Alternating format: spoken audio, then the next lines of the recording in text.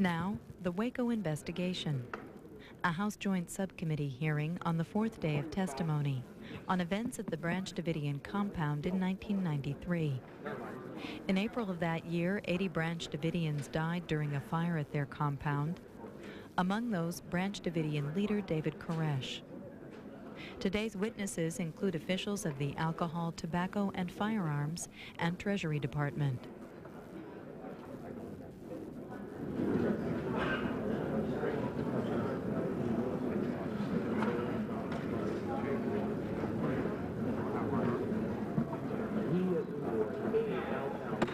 This joint hearing of the subcommittees on the Waco matter will come to order this morning. I'd like to ask the witnesses who are here to please go ahead and be seated. We're going to have four opening statements that we have each morning beginning the hearings before we swear the witnesses and introduce you. So please join us and we will get started on these hearings. I'm going to start the discussion this morning, assuming that we have whatever we've got here. I'd like to make an opening statement. We begin day 4 of these hearings by focusing on the day of the ATF raid, February 28, 1993. Our witnesses are those who actually participated in and directed the raid. Later today, we will finish our examination of the Treasury Department's part of the Waco story by receiving the testimony of Ron Noble, Undersecretary for Law Enforcement at the Treasury Department, and John McGaugh, the current director of ATF. Got a couple of thoughts to give you this morning and share with my colleagues. After listening to the President's Chief of Staff, Leon Panetta, discuss the Waco hearings on Face the Nation yesterday, I realized how trivialized these hearings are in danger of becoming as a result of the administration's political overreaction to them. The events of Waco in 1993 were tragic. 90 Americans, including 22 children and 4 ATF officers, were killed and many more wounded. All of America was stunned, and today I share the sorrow, all of us do, of Waco with the families of those killed and wounded. These hearings were and are designed to allow our nation to fully vet the pent-up feelings of sorrow, dismay, and anger that arose from the ashes of Waco, to do the first and only comprehensive congressional review of what happened at Waco, to debunk outlandish conspiracy theories, but at the same time hold all of those responsible publicly accountable, and to begin the process of healing necessary to restore confidence and credibility in 2 of our key federal law enforcement agencies. Apparently out of fear that revelations in these hearings could damage the Clinton presidency, the White House, Congressman Schumer, and some at Treasury and Justice set out this past week to ridicule, trivialize, and discredit these hearings. First, a political operative was hired by the White House just for Waco political damage control. Then the line was put forward that these hearings were being held just to please the National Rifle Association. Somehow they were tainted. By the end of the week, the President's press spokesman, Mike McMurray, said, quote, "The NRA bought and paid for these congressional hearings," unquote. Whatever one thinks of the NRA, this is just plain political hogwash. Then the argument was put forward that there was nothing new coming out of these hearings, and despite this gross misstatement of reality, it has been repeated ad nauseum, presumably on the premise that if you tell a big enough lie long enough, enough people will believe it, or at the very least they'll turn off their TV sets. Along with that came the effort to focus the public's entire attention on the child abuse committed at the Davidian compound by David Koresh, with both Mr. Schumer and the President implying that these moral atrocities alone justified the ATF raid and perhaps even excused all of the tragic mistakes of the ATF, the FBI, the Treasury, the Justice Department, and whoever else. Of course, this conveniently ignores the fact that federal law enforcement has no jurisdiction over child abuse and disregards the fact that not only David Koresh, but also the mistakes of law enforcement and higher-ups in the administration bear responsibility for the tragic deaths at Waco. And then came the repeated expression of concern that these hearings would do nothing more than fan the flames of those espousing conspiracy theories and further undermine the ATF and the FBI. So determined has the administration been to derail these hearings that it has revealed last week that Treasury Secretary Rubin called Congressman Brewster requesting that he not ask questions that could embarrass the administration. And it was learned that the Justice Department is considering bringing up all of the guns from Mount Carmel to Washington just to give Mr. Schumer a convenient and great publicity prop. Now, it occurs to me that it is the Clinton administration and Mr. Schumer and perhaps some others, by all of these activities to detract from the hearings, who are running the risk of fanning the flames of conspiracy theorists. For one can logically ask, why go to all of this trouble if the administration has nothing to hide? Frankly, I suspect that they just don't want the public to take note of the testimony that's been coming out, which reflects pretty badly on some higher-ups in this administration, past and present. For example, last week we learned former Secretary of the Treasury Lloyd Bentsen not only was informed of the ATF raid before it happened, but was not informed, but he had not even met with the ATF Director Higgins in the 30 days or so Bentsen had been in office. One can only imagine how different it could have been if Bentsen had simply met with Higgins and routinely asked him what most new bosses ask. Is there anything you've got going on I should know about? Surely Higgins would have told him about Waco and Treasury officials, and they could have been paying attention to this a lot with more care a lot sooner had they received the notice at the same time or much earlier than the ATF notified lower level officials, which was less than 48 hours before the raid. Or what about Bentsen's cavalier attitude exhibited last Friday toward a memorandum from Deputy Secretary Altman raising great concern about the potential use of CS gas by the FBI in the final assault? One wonders why Secretary Bentsen didn't at least call Attorney General Reno to discuss these concerns, if not President Clinton. And then there's the incredible set of memoranda we heard about Friday showing the Treasury Department yielding to the request from Justice to stop gathering information in its review of what went wrong at Waco so that Davidians from the compound couldn't use such information to help them defend themselves in their criminal trials. And last but not least, we heard serious questions raised about the accuracy of some portions of the Treasury Department report on Waco, with the clear implication that somebody at Treasury might have been trying to make sure key ATF people took the fall and nobody at Treasury took any of the blame. Today, I'll be sending a letter along with Co-Chairman Bill Zellup to President Clinton asking him to order his staff to stop this mass public relations and damage control campaign. The American people deserve an opportunity to hear the unadulterated truth about what went wrong at Waco and who was responsible. If Mr. Schumer and the administration will simply join us in the search for the truth, we can put an end to some of the conspiracy theories such as we did last week with respect to the military involvement with the February 28th raid. We have a chance for a fresh start this week. I urge my colleagues on both sides of the aisle to put aside the temptation to score points against each other and just concentrate on getting the facts out. If these hearings proceed without shrill rhetoric and bickering of the past week, the chances of this succeeding on all counts will vastly improve, and perhaps we can put much of this tragedy behind us and begin to rebuild public confidence in federal law enforcement. I think that is the key to this week's hearings and to the concluding 5 days of hearings that we have before us. We need to join together and simply try to search out the truth. There are a lot of us who believe in the same cause and the same principle in this regard. With that in mind, I yield to Mr. Zimmer, Mr. Zellup, excuse me, my co-chairman. Thank you, Mr. Chairman. I appreciate your remarks, and I couldn't have sized it up any better, and I think that's a good way to start out the week. I'd just like to say from the start that it's amusing to hear the President of the United States criticize these hearings and ask the American public to weigh the moral equivalency of David Koresh and ignore the bungled conduct, perhaps even covered up, of agencies in President Clinton's administration. That's like focusing on the crimes of Rodney King instead of the beating he received. To focus on the horrible statutory rape of Carrie Jewell and ignore the fact that more than 80 people died, including 22 children, because the government decided to conduct a military-type raid instead of capture Koresh outside the compound is, in my judgment, irresponsible.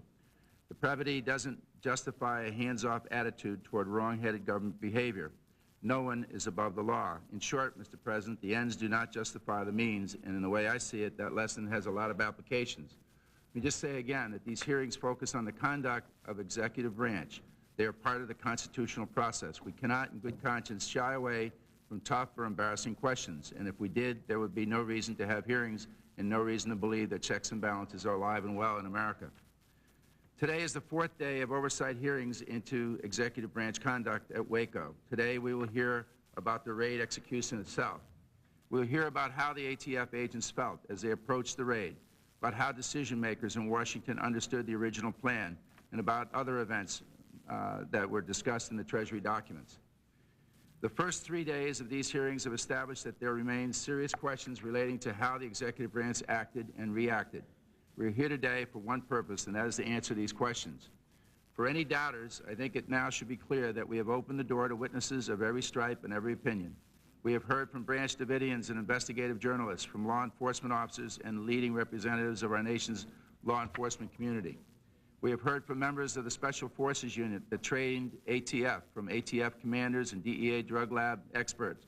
We have heard from Treasury reviewers, legal experts on both sides, and the child abuse investigator who went into the Davidian compound. Finally, we have already heard from the former Secretary of the Treasury, the former head of ATF, and a brave child who escaped the fire but didn't escape David Koresh, 14-year-old Carrie Jewell. My point in short is that these hearings are clearly open and fair, as they must be, and we are here to pursue the truth. These events were troubling in 1993, and they remain troubling today. In fact, the need for congressional oversight seems to be validated a little more each day.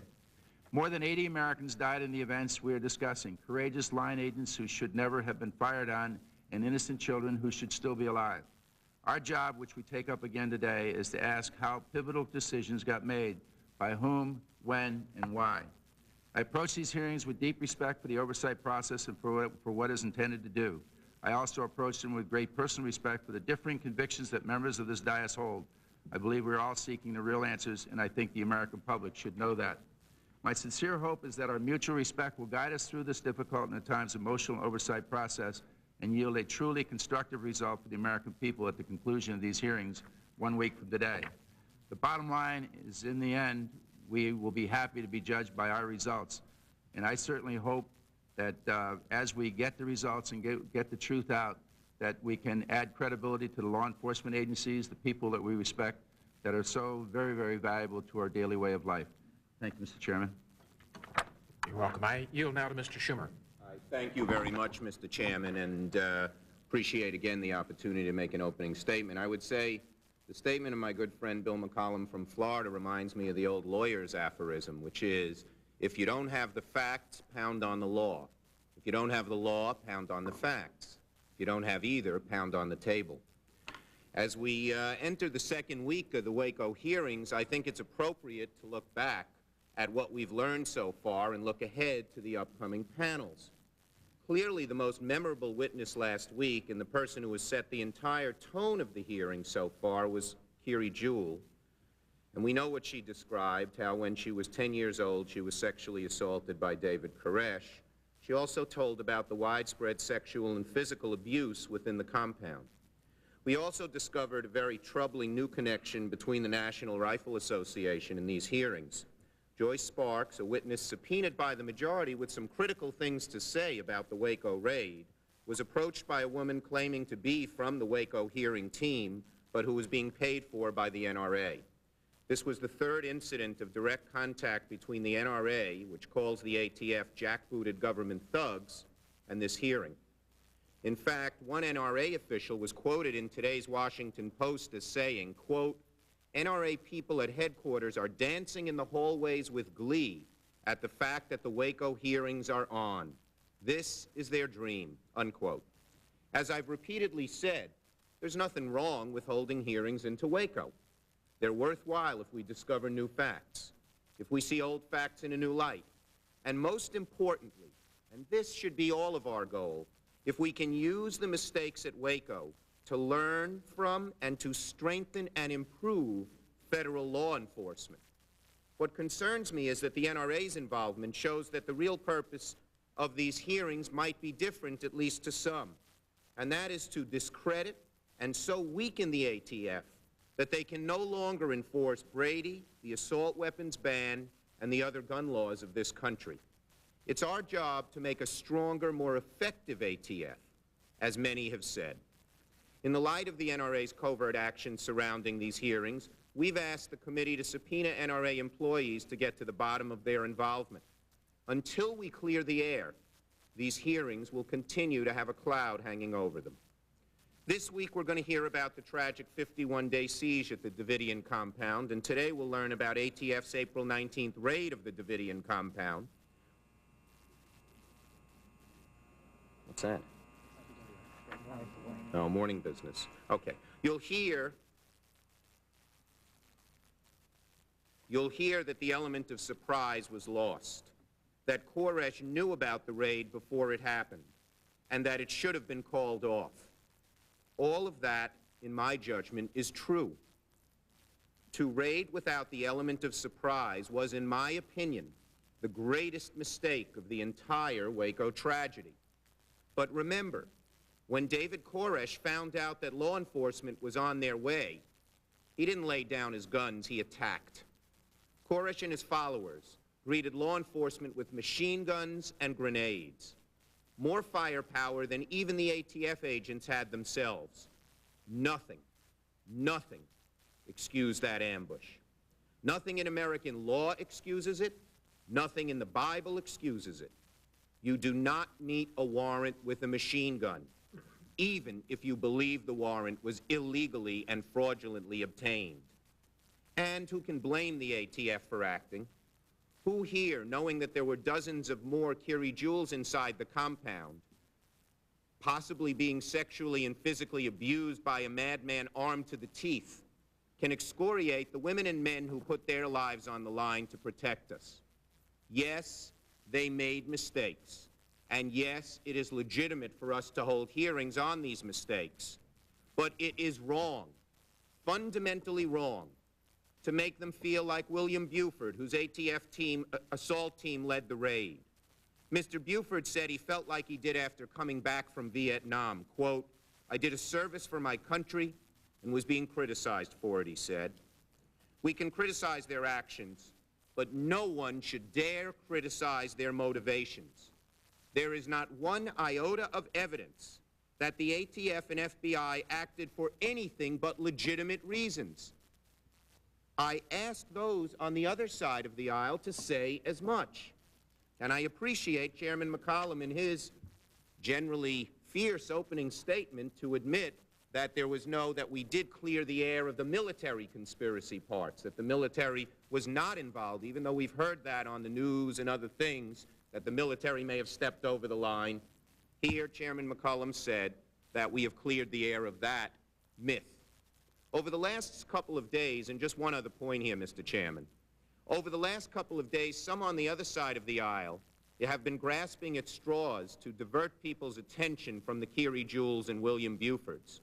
They yell cover-up when the administration has been completely forthcoming in giving every document that has been asked for so far, including documents that had the President's own little notes and handwriting. They cry foul when they've been treated fairly, and they say they've uncovered new facts when all they can show are the ones that have already come to light.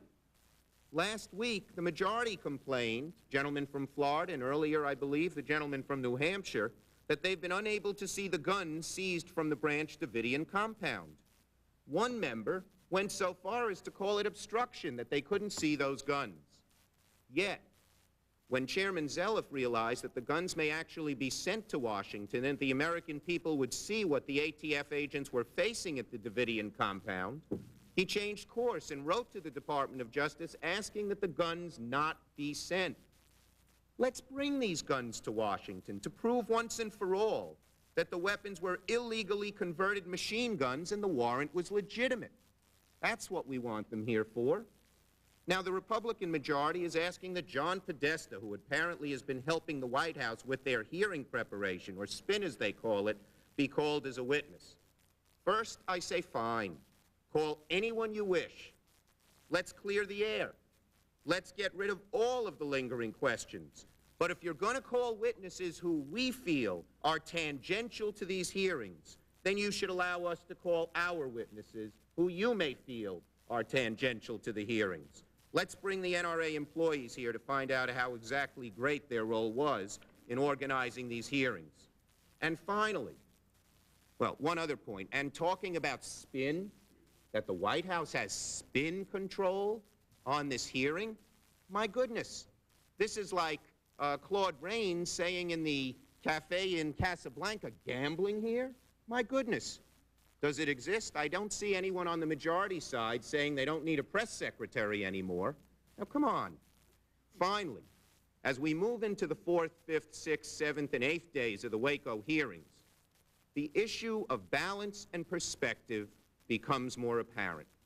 We're investigating these events again. That's fine. But it's outrageous that we still have not had a single day of hearings into a problem that concerns a lot more Americans and poses a far greater risk than the supposed abuses by the ATF or the FBI, the prevalence of paramilitary militias, many of whom are motivated by the events at Waco. Finally, I'm confident the panels this week, that's the third finally I've said, I realize that. Finally, I'm confident that the panels this week will show once again that we already know that the ATF and the FBI messed up, but only because they were faced with an armed madman who was sexually abusing little girls inside his compound. Mr. Schumer, you went over well, and I want to, quite a bit of time, I want to make a couple of quick comments in response before I yield to Ms. Thurman. First of all, we have no intention of calling John Podesta. He will not be called, as far as I know, as a witness. That is not our intent. Secondly, with respect to the question of the military, when I did make that statement, I still believe that, and I did not read all of my statement because I was running out of time. I let you run over. And I want to read the fact that I would have said, after an exhaustive review of the ATF's contact with the Army last week, it became very clear that our military neither directed nor took part in the Waco raid by the ATF, and the Posse Comitatus laws were not broken. But where there is responsibility, which to date has been shirked, as such as appears to be the case with some at the Treasury Department, these hearings have brought these facts to light. So I think that that needs to be said as well. And last but not least, while we have not talked about it, and I did not intend to inject them into these hearings as you have been attempting to do, we will hold hearings, probably a couple of days of hearings, on the so-called militia, among other things, after we reconvene in the fall. So You on that and salute you on all of that has been attempted and planned, but to interject some of these things that we've been interjecting in these hearings and to have all the bickering and disagreement has not been helpful to the process. So I hope you and I can together work along with Ms. Thurman and Mr. Zeliff to make sure that we get just out on the facts this week and get online with what we need to be doing here. Mr. Chairman, just one quick point. Very quickly. I want to thank you for saying that we will have militia hearings. I think they're important, and I think that means a great deal to us. Ms. Thurman, you're recognized for 5 minutes. The gentleman's I don't believe we ought to get into that, Mr. Micah, because if we do, we'll just go on forever this morning. He referred that members of this side of the aisle had press secretaries. We all did. I've never had a press secretary. Well, it's noted you do not intend to employ one. And we do all have press secretaries, but as he well knows, in addition, except for you, in addition to a press secretary, which clearly the president has, he hired Mr. Podesta just to do damage control. Ms. Thurman? Thank you, Mr. Chairman, I think. As we begin our second week of hearings, I would like to take this opportunity to review what I have personally learned from these hearings. To begin with, let me reiterate that I truly believe that these hearings can serve a constructive purpose. Starting on Wednesday, we heard compelling testimony into the character and beliefs of David Koresh. While I still believe this is a vital component in this process, they were collaborated by Mrs. Joyce Sparks of the Texas Department of Protective and Regulatory Services, Division of Child Protective Services, and then again by Dr. Bruce Perry of Baylor University. On the second day, we heard from Bill Buford. Recall the horror of the raid itself as he watched his friends and fellow officers wounded and killed. Every one of us was moved by Mr. Buford's account. Few, if any of us in this room, have ever faced a situation as dangerous as the one Mr. Buford and his fellow officers faced that February day outside of Waco. This past Friday, we took testimony from the distinguished former Secretary of the Treasury, Lloyd Benson. While many of my friends on the majority side of the dais spent their 5 minutes assigning blame to the mistakes, and there was many significant mistakes in the raid, few took the time to understand what the chairmen have told us on this joint subcommittee the real purpose of these hearings are. To see what corrective measures have been taken and what we here in the Congress can do to make sure a tragedy such as this never occurs again. Secretary Benson walked us through the detailed process of the review of the raid. Here are some important facts that may have been overlooked. No ATF personnel participated in the review to help guarantee the independence of the findings. 17 senior investigators from the IRS, the Secret Service, the Customs Service, and the Financial Crimes Enforcement Network helped with the preparation of the Blue Book. In addition, 10 outside experts, some of whom we have already heard from, were also brought in to analyze the problems. All involved served without pay. They took over 5 months to complete an exhaustive and thorough approach. As a result of the findings of the review board, the ATF leadership in Washington and in the field was replaced and other agents were dismissed. Finally, lessons were learned and actions were taken to correct the problems. Secretary Benson freely stated that there was a pattern of inadequate oversight by Maine Treasury and insufficient communication between the Office of Law Enforcement and the bureaus it's charged with supervising. Mr. Benson concluded by reminding us that steps were taken to improve formal and informal communications within the Department of Treasury. The Blue Book, while very detailed, may have some minor and important facts missing from its final product. However, up to this point, I have heard nothing here and would lead me to believe that there was a cover-up of the facts. Remember, the Blue Book is still being praised by many inside and outside Washington for its frankness and detail. Today, we will wrap up the Treasury portion of the hearings as we hear from more ATF agents who participated in the raid and Secretary for Enforcement Ron Noble and current ATF Director John McGough, the former head of Secret Service. I want at this time to welcome our witnesses. But in closing, I would like to go back to a few statements contained in Mrs. Sparks' written testimony from Friday. Ms. Sparks stated that once the raid occurred, it was a certainty that the siege would end with a fire. She had taken the time to gather intelligence into Koresh's views. This is one important lesson that I hope has been learned by the Treasury Department. In addition, however, Ms. Sparks said that we must address what has happened here, learn from it, and move forward. I agree completely with these sentiments, and I thank you, Mr. Chairman, and I yield back the balance of my time. Well, thank you, Ms. Thurman. What you just cited about Ms. Sparks and much of what she had to say was new and revealing and had not come out before, and I thought it was interesting. I'm now going to bring forward our witnesses by introduction, and then after we've done that, I will ask you all to stand, but not until after we've done it, and swear you in as witnesses. The introductions, by the way, are not in the order in which you're seated, so fear not, you're seated in the right places, just my sheet is a little different from where you are. First of all, we have Robert Rodriguez, ATF Special Agent. We have Chuck Sarabin, former ATF Assistant Special Agent in charge of the Houston office and Tactical Commander for the raid at Mount Carmel. We have Philip Panoski, former ATF Special Agent in charge of the Houston office and overall Incident Commander at Waco. We have with us today Sharon Wheeler, ATF Special Agent and Public Information Officer on Raid Day. We have Dan Hartnett, former ATF Deputy Director for Enforcement. Daniel Black, an official in the ATF Personnel Office. Louis C. Merletti, Secret Service Agent and Assistant Project Director of the Treasury Department Review Team. James Cadigan, FBI Special Agent and an expert in firearms. William Buford, ATF Resident Agent in charge of the Little Rock office and commander of one of the special response teams on Raid Day. And Roger Altman, former Deputy Secretary of the Treasury, who could not be with us Friday, and we're glad you're here with us today, Mr. Altman. Now, at this point in time, I would like to ask if each of you would rise, and I will swear you in under oath. We have two names that we didn't have in the introduction. Roland Ballesteros, who is an ATF agent, was at the time, and John Henry Williams, who also is an ATF agent. I apologize for not having caught that. If you would, raise your right hand, please, gentlemen. Do you swear or affirm that the testimony you're about to give will be the truth, the whole truth, and nothing but the truth? Would you please answer? I do. Please be seated. Let the record reflect that all of the witnesses answered in the affirmative. Today we have a very large panel. We do not have a system for going through the process of having opening statements, and we go right to questioners. And the first person I'm going to recognize this morning on our side of the aisle is Mr. Shabbat. Mr. Shabbat, you have 5 minutes. Thank you, Mr. Chairman. Mr. Merletti first. Sir, you've already testified that Agent Rodriguez, who was undercover at the time, warned Agent Kavanaugh and then Agent Sarabin that David Koresh knew the raid was coming. Is that correct? Yes. Okay. And then Agent Sarabin reported to Agent Wanowski that Koresh knew they were coming, and that both Sarabin and Wanowski, quote, this is your quote, I believe, lied to their superiors and investigators about what Rodriguez had reported, correct? Correct.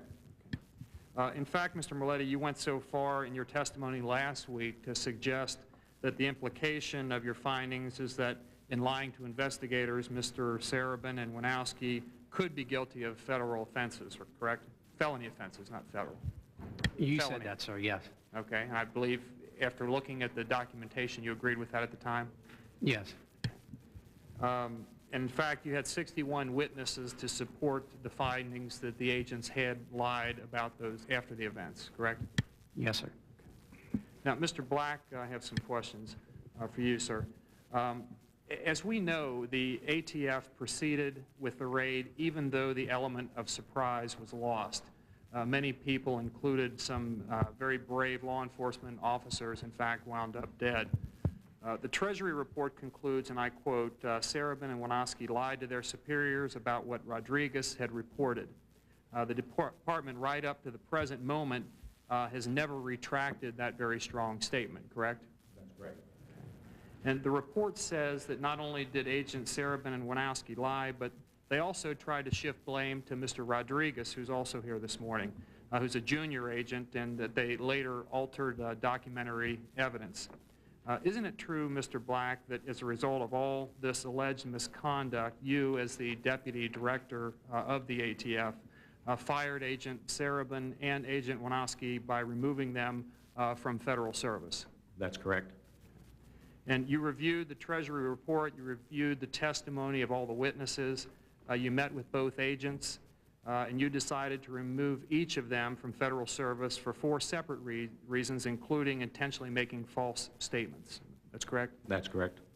Now, your decision to fire these agents comes in some documents dated October 26, 1994, and I'll ask that copies of your memos firing these men be distributed and that they be included in the record. So if the clerk would have those distributed this time. There are documents 24 and 25. I'd like you to look at each of these memos. You don't have to read them completely, but they are copies that you've seen before. And I'd ask that you confirm that you made these findings and signed these documents of removal. Excuse me, can the minority side just get copies of these documents here? Certainly. Absolutely. Documents, let's get a copy out of the table now. That's your signature. That's correct. Those are the memos. With regard to each man, you stated that you found that the charges warranted removal from federal service and that, quote, a lesser penalty would be inadequate and that removal is necessary to promote the efficiency of the federal service. I assume you believe that when these memos were made and when you signed them that was true. That's true. Okay. In fact, you made a number of harsh statements in both of these memos, but then when they contested their firings, you turned around less than 2 months later and signed voluntary settlement agreements reinstating each man to federal service, despite having branded them as liars, despite having said that a penalty of less than removal would be inadequate. You reinstated them with back pay and benefits, and you even had the taxpayers pay for their attorney's fees. And I believe the attorney's fees approached around $40,000, at least for Mr. Sarabin's. That's all correct, isn't it? I'm not quite sure about the attorney fees. I know that's still being discussed. You're not sure of the amount, but the facts... Not sure of the amount. Okay, thank you. Now, one key question in all this, Mr. Black, is why the ATF would ever rehire 2 agents who had lied and altered documents in such a tragic episode. You signed the settlement agreements along with legal counsel. Isn't it true, Mr. Black, that the decision to rehire these 2 and to shut down the case, in effect, was made at a much higher level within the administration? No, that's not correct. That decision was made by myself and the director of ATF. You didn't talk to anybody higher than you? I did not talk to anybody higher. What was it that Mr. Sarabin and Mr. Winowski knew that people didn't want them talking about? I'm not familiar with anything that they knew that people didn't want them talking about. You were present, were you not, Mr. Black, in a meeting with Mr. Sarabin and his lawyer on March 24th of '94, where Mr. Sarabin gave his oral reply to your charges against him? Yes, I was. And we've been given documents that provide a summary of that meeting, and I ask unanimous consent that these documents be included in the record. Objection. Isn't it true that Mr. Sarabin's lawyer told you Mr. Sarabin had honored a, quote, gag order imposed by Director McGaugh, but that if he was removed from the federal service, he would talk, and that notes, including Mr. Noble's notes, would be made public, and that, quote, Treasury doesn't need this, and ATF doesn't need this? Isn't that what the lawyer said? I recall the lawyer saying something to that effect, but I'm not aware of any gag order. Isn't it also true that the lawyer for Mr. Winowski said basically the same thing? That's correct. Okay. And in fact, Agent Winowski himself told you that he has another side to the story that has not come out, but that he believed that it was in the best interests of the BATF not to go forward with a story, and he mentioned a specific incident, and he had stated that the most critical parts of the incidents were witnessed by himself, Kavanaugh, Sarabin, and Royster, and he said, quote, the successful prosecution of the Branch Davidians is all they have left to offer. I ask you, Mr. Black, what did they know that, in their view, could have undermined the prosecution and that they would keep quiet about if they were rehired? You don't know what that is? I don't know what that is. No, sir. Okay, my time's expired. Your time is up. Ms. Thurman, I understand you want me to yield to Mr. Schumer. Is that correct? Yes. Mr. Schumer. Thank you very much. And I guess there are two key issues here today. One is the element of surprise and what happened. The second is who fired first. And to me, the second issue is certainly the number one issue that faces the entire day today. And I'd like to get some statements about that on the record, even though we went over it a little bit last week. First, I would like to address questions to Agent Buford. You testified last. First of all, is it true, sir, that you were the team leader and you were right on the front lines the morning of the raid? That's correct, sir. And that you ascended the pictures we see going up the roof and trying to get into the room with the guns? You were one of the people on that ladder? Yes, sir. And you were wounded that day as well, is that correct? Yes, sir. Okay. Sir, who do you think fired the first shot? To the best of my knowledge, the first shots I heard fired were coming from the inside of the building to the outside, fired by other than ATF agents. And how do you know it was other than ATF agents? I could tell by the type of weapons that I heard shooting, the 50 caliber weapons, the AK-47s. We had no 50 calibers. We had no AK-47s. Do you have any doubts that you were fired on first? To the best of my knowledge, no, I have no doubt. Thank you. And would you describe what happened? Could you describe it as sort of an ambush? It was definitely an ambush, a very well-planned ambush, I believe. The firing was from, it appeared to me as though nearly every window along the front of the building. I see. So it wasn't just one or two people firing, but a large number? A large number, yes, sir. Okay. Thank you, Mr. Buford. And I'd like to now ask Mr. Williams some questions. Mr. Williams, you were one of Mr. Buford's team, is that correct?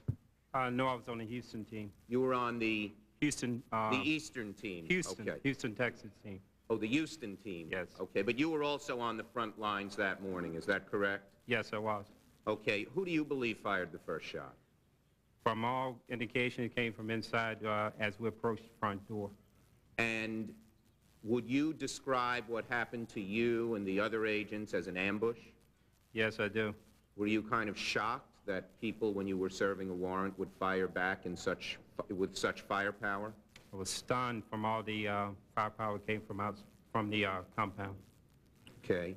Why do you believe with such certainty that that the other side, that the people inside the compound, Koresh's people, fired first? My assignment that day was to enter the front door. As we approached the front door, David Koresh came to the front door dressed in black camo fatigues. As he closed the door, before we reached the door, one of the agents reached the door. At that point, that's when the doors erupt with gunfire coming from inside. It was 10 seconds or more before we even fired back. Mm-hmm. Did there appear to be any coordination of the shooting from inside, or was it just random? It was a coordination, and they were shooting through the windows, through the walls, everywhere. Did you see any agents shot? Yes, I did. Okay, and did you hear any voices from one of the walkie-talkies inside the compound sort of directing how and where the fire ought to be? Yes, later on they had walkie-talkies which pinpointed any time any agents outside moved, they would relay that we have one moving in the back, pinpointing every agent position on the compound. Thank you, Mr. Williams. And again, I think all of us appreciate your bravery. I want to ask any member of this panel, does any member of this panel, and I know you all have different views on the aspect of secrecy and surprise and who knew and when, but on the crucial issue of who shot first, does anyone, and raise your hand by indicating so the record could show, does anyone believe that ATF fired first?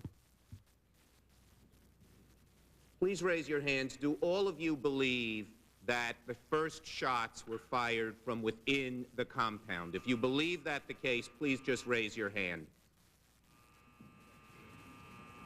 Let the record show that every member here of the panel, I believe with the exception of Mr. Cadigan, has raised his or her hand in believing that the shots were fired first by Mr. Koresh. And Mr. Cadigan, could you explain why you didn't raise your hand? There. You weren't there. Yes, sir. You don't have an opinion one way or the other. No, sir. Thank you, Mr. Cadigan. You got me worried there for a moment. Okay. Let me then ask, go back to Mr. Buford. Just a final question, because I think you touched all of us, Mr. Buford, when you mentioned last week how you felt after going on this raid and finding your agency so criticized for it when you were just doing your duty. If you were on this side of the table and had the opportunity to ask questions or had the opportunity to bring out anything that hasn't been brought out, what kind of questions would you ask? What would you bring out? I think it would be important for everyone to know one of the things you've just brought up, that they did in fact fire first, that we were in fact ambushed. And I think the thing that has bothered me a lot is that it seems as though many people think that we went into that situation without any concern for those children. And our main concern in conducting this raid the way we did was concern for those children. Had we have gone to a siege-type operation, I was convinced in my mind that all of those children would be murdered, as they were. And if we were successful with the type of entry we were trying to do and were able to neutralize the people on the inside, that no one on either side would be hurt. And that's what we were striving for. We even took extraordinary measures to make sure that we had people there to take care of the children after the situation was neutralized, and we're even going to bring Happy Meals out for all of the children once we got them outside of the compound from McDonald's. Thank you. The only point I'd make, Mr. Chairman. Time has expired, Mr. Schumer. Would you please reserve that point? Mr. Booyer? One thing I just wanted a quick comment before I yield on. I think what Mr. Schumer was doing, laying down the predicate of a sort of an ambush, gives a fairly accurate scene, and that's why the importance of the element of surprise. That once that was removed, that's why you shouldn't have been surprised that there was an ambush. I mean, that's why we're going through this process. And you know, this isn't just serving a warrant. This isn't a federal marshal going up, knocking on the door and saying, "Are you so-and-so?" and I have a warrant. When we have 75 agents in a dynamic entry, going to lay down discriminating fields of fire, children present. We've got federal agents with the, you've got what, 9mm, AR-15s, MP5s, two-shot repeaters. But look, well, also the firepower you're going up against. So this isn't just going to the door and saying, I'm going to serve a warrant. Let me yield to Mr. Shabbat the remaining balance of my time. I'll ask the documents 22 and 23 be distributed to Mr. Winoski and to the minority. And while they're being handed out, I'll read to Mr. Winoski from document 23, which is the Treasury Department summary of Mr. Winoski's oral reply to Mr. Black about the incident. Winoski said that he had been contacted by the press and told that they knew he had another side of the story. However, he believed it was in the best interest of the Bureau not to go forward with his story. He stated that the most critical parts of the incident were witnessed by himself, Kavanaugh, and Sarabin and Royster. He stated that most of the other 100 people there were not witnesses. They only knew about information third or fourth hand. He had answers to the questions that people had, but he was not given an opportunity to answer those questions. The successful prosecution of some of the Branch Davidians is all that they have left to offer. Now, Mr. Winoski, you said that by keeping quiet about the incident, you could offer the successful prosecution of the Branch Davidians. What specific incident was it that you were talking about? My concern at that time related to the contact that I had with Mr. Sarabin on the tarmac at the airport, with Ted Royster, the SAC of Dallas, present, where we discussed the information that had come from Robert Rodriguez, the agent in the undercover house. My feeling at that time was that While I thought I understood the information that Robert was passing to us, I did not understand at that particular point in time that he meant that Koresh was aware that we were coming then. I understood that Koresh talked that way to him at all times. I didn't see new information, and I, in good faith, was going forward with the warrant. Let me ask you, let me stop you there. The Treasury report downplays this point a little bit, but something I wanted to ask you. It notes that after you learned that Koresh knew the ATF and the Guard were coming, you called ATF headquarters in Washington, correct? That's correct, sir. Okay. And that's where the higher-ups were, in Washington, of course. What was their reaction to you talking to them? There was no reaction, sir. I was reporting to the Emergency Command Center at headquarters. The agent that I spoke to, I believe, was John Jensen, who was one of the agents staffing the command center, and I was merely advising him of the status of the investigation at that time. What time was it at that time? 9:10? It would have been somewhere approximating 9:10 to 9:15, somewhere in that And the time raid frame. was initially supposed to start at 10 o'clock because it was thought all the men were going to be out in the pit working at that time, correct? That was an approximate time of arrival, yes, sir. And that was one of the keys to this whole raid, that the men would be in the pit and separated from their guns, correct? Well, the key would be that they would not be in their rooms, but separated from their guns. Well, not necessarily outside. If it was raining, we didn't expect them to be outdoors. And you had just learned, or you had just discussed with Sarabin the information about Rodriguez prior to making that phone call. Is that right? That's correct, sir. Okay. And the raid was supposed to happen at 10 o'clock. We presumed that Robert would come out at approximately 9:15 that morning, contact Chuck Sarabin. Sarabin would pass the information to me. Then Sarabin had to drive to Belmead. Excuse me, not to interrupt you, I've only got a couple minutes left. You had changed the time, or you speeded the time up after that conversation on the tarmac, correct? Rodriguez came out 10 minutes early, sir. So the final, if all the steps in progress took place as we had predicted, he came out 10 minutes early. We got there approximately 10 minutes early. We did not intentionally do anything to speed it up. We were anticipating how long it would take to go from point A to point B, the Belmead Center, and then for the men and women to travel from that location to the raid scene. It wasn't like a military thing where we had other resources doing things simultaneously. We were estimating that time, and we exceeded that by 10 minutes because we initiated our conversation on the tarmac by 10 minutes. Okay. There's one document, Mr. Winoski, that basically suggests that when you talked to Washington, that you told them that Koresh knew they were coming, that Washington told you, you're on the site, you make the decision. Is that what really happened? I don't remember any such conversation, sir. My conversation, to the best of my recollection, was reporting to somebody who was not a superior, but somebody who was staffing that office, that Robert Rodriguez had come out, that we had had the conversation. I saw no reason for the raid to not go forward. They were not aware of us, so we could execute it safely. I'm almost out of time here. Mr. Sarabin, let me ask you a quick question here.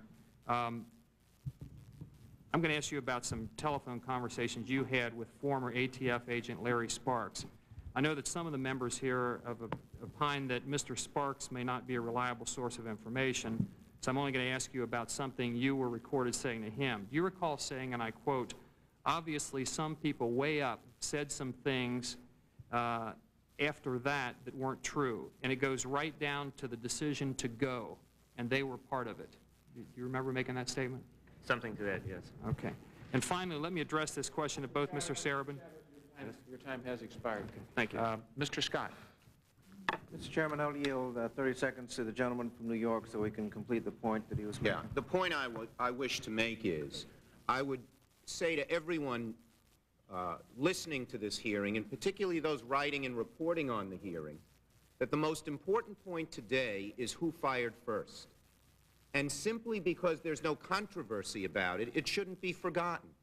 In other words, we may debate other more trivial points, but the number one salient feature here is who fired first. And even if the element of surprise was lost, it does not justify firing on agents serving a warrant. Thank you, Mr. Scott. I'd like to follow up on that with Agent Williams. Can you go through just very briefly, you're walking up to the door, And how close to the door were you when the shooting started? About 10 feet from the door. Was it your intention prior to that to, had Koresh come out by then? Yes. And how far from the door were you when he closed the door in your face? We're approximately about 15 feet from the door. And did you continue walking forward? Yes. And how close were you when the shooting started? Basically about 10 feet. After that, the shooting started immediately after he closed the door. And is there any question in your mind as to where the shooting was coming from? None. Thank you. And excuse me, that was from the inside coming out? Yes, from the inside coming out. Mr. Cadigan, you're a firearms expert. Yes, sir. We've had reports that several agents were shot through their vests. My question is whether or not there was any illegal ammunition, because bullets that pierce bulletproof vests are supposed to be illegal. Well, was sir, there any illegal ammunition on site that you could tell? Not that we found. We found a lot of ammunition, hundreds of thousands of rounds of ammunition, but none of which would be, to my understanding, that are illegal. Do the laws against ammunition that go through bulletproof vests, do those include the high-powered rifle ammunition? It is my understanding that some vests that are worn offer protection only up to a particular caliber, and that high velocity or high-powered rifles is not one of them. Thank you. Mr. Rodriguez. Was there any question in your mind, having been inside the compound, that Koresh knew that the agents were coming that day? Sir, there's no question in my mind that Koresh knew. There's no question in my mind that Koresh knew that we were coming. Yes, sir. And can you describe briefly his emotion when he got the word? Yes, sir. I was inside the compound on that day, that morning. I had asked him some questions regarding a newspaper clipping. He sat down and started to explain to me the difference between his preachings and another subject's preachings. As we were discussing the Bible, one of his subjects, Mr. Jones, came in and advised him that he had a telephone call. He ignored the call and continued to talk to me. At that point, everything was normal. There was only 3 people in that living room at that point. Everything was calm. He was normal. He was talking to me as he always spoke to me during all our sessions. Nothing was wrong. Mr. Jones again came to the living room and advised him that he had an emergency call from England. At that time, he quickly got up and left the room. At that time, there was still just Mr. Snyder and Sherry Jewell were in that room with me at that time. He came back approximately 3 to 4 minutes later, and when he came back, I mean, it was like day and night. As he approached me, he was shaking real bad. He was breathing real hard. At one time, he put his hands in his pocket, in his jacket pocket, to probably keep his hands from shaking. He sat down next to me, probably about this far, and he continued to try to finish what he was talking to me about. When he grabbed the Bible, it was shaking so bad that he could not actually read it. I grabbed the Bible and I asked him, "What's wrong?" At that time, he stopped, and as I sit here, I remember clearly. He took a deep breath. He turned and looked at me and said, "Robert, neither the ATF or the National Guard will ever get me. They got me once, and they'll never get me again." Now, was there any question, were you surprised at what happened after the ATF came? Were you surprised that he had prepared the ambush? I'm sorry, sir? Were you surprised that he had prepared the ambush? No, sir. knowing what you know, did you convey that information to your superiors? Yes, sir, I did.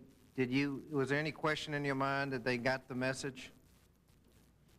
Sir, there's no question in my mind that they got the message. Did you have any reason to hold back information that you had that the agents were in fact in danger? Sir, in memory of the 4 agents that were killed and all the agents within the Bureau of Alcohol, Tobacco, and Firearms, as I sit here, I tell you, I told them what happened inside the compound. I advised them that they knew that we were coming, that Koresh knew. I advised all the people in the undercover house. Mr. Kavanaugh was one of them. I then called Mr. Serban, and the first things I said to him when he picked up the phone was, Chuck, they know we're coming. I can remember that as long as I live. I'll remember those words. Thank you, Mr. Scott. Mr. Coble, you're recognized for 5 minutes. Mr. Chairman, I just came from another meeting, and I will yield to the gentleman from Ohio, but I want to make this brief point. The gentleman from New York reminded us earlier what the most important point is. Well, this one may well be subject to interpretation. I think clearly the most important point before these 2 subcommittees, Mr. Chairman, is to determine what went wrong and to prevent a duplication during subsequent raids. Having said that, I will yield to the gentleman from Ohio. Just how much time I have, Mr. Chairman? 4.5 minutes, I guess. Thank you. Mr. Serban, I'd just like to follow up again with your statement where you said, obviously, some people way up said some things after that weren't true. It goes right down to the decision to go, and they were part of it. By way up, you're talking about upper echelon officials, I assume. Is that correct? What I was making reference to, sir, is the element of surprise. At this point, it became a very big issue. The point I was trying to make is I was never given the order not to go if we lost the element of surprise. There had been much conversation after that about the element of surprise, and I was trying to say I do not know who up above me, how far, whatever, gave that order to somebody, but I never received that order. Okay. And could you again relate what exactly your position was in the raid? I was the tactical coordinator. I was in charge of coordinating all the SRTs. There was 3 SRT teams, then 3 support teams with that.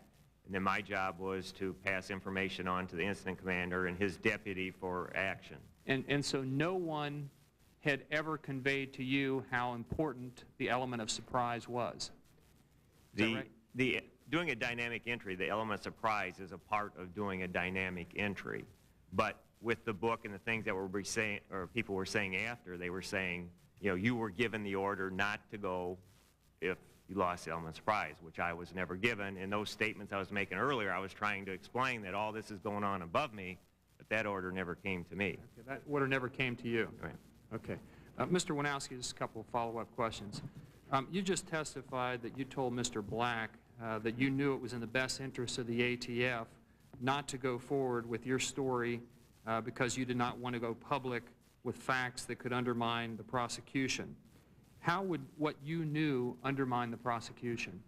My concern was that after having lost 4 agents and another 20 or so wounded, I did not want to create a controversy over terminology or an understanding of terminology as to what happened on the tarmac. I accept responsibility. I called a decision based on what I thought was the right thing to do and based on what I thought my understanding of the situation was. For me to create a situation that might cause dissension within our own ranks over what I was told and the semantics of that kind of thing, I felt would be foolhardy because our objective at that point was to see that if those people shot and killed our agents, that they were in fact successfully prosecuted, not create a side issue which could undermine that prosecution.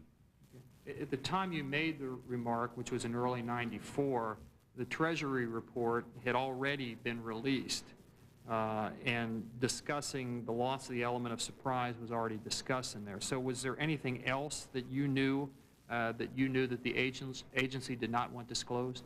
There wasn't new information, sir. It was just that from my perspective, the review report was matter of fact. It said that I understood that we had lost the element of surprise, that I had been ordered not to go forward if I had lost the element of surprise, and that with that knowledge that I had not only lost, I disobeyed orders from my superior and forced my agents into a situation where several were killed.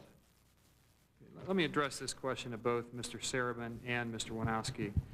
You've both read the Treasury report, correct? Yes, sir. Both of you, and you're both nodding affirmatively? Yes, sir, we've read it. Thank you. Do you find that it fairly apportions blame for the mistakes that were made, or do you see it as an effort to blame those agents who were out in the field while shielding some of the people higher up in Washington? I'd ask each of you to respond. As I previously stated, sir, I accept the responsibility for making the field decision. I was the incident commander. I was the person to make that decision. Those people reporting information to me were bringing it to me for me to make that tactical decision and recommendation to Chuck. The people in Washington at that particular point could not impact or affect on that decision whatsoever. Mr. Serban? I also accept the responsibility for the decision to go. I just think the Treasury Review book focused just on one person or two people or whatever. There were several commanders there. There were several people that participated, and, you know, we just asked to be treated fairly, and I don't think we were in there. I'm sorry, what was the final part? You said you didn't? That I don't think we were treated fairly in the book. Okay.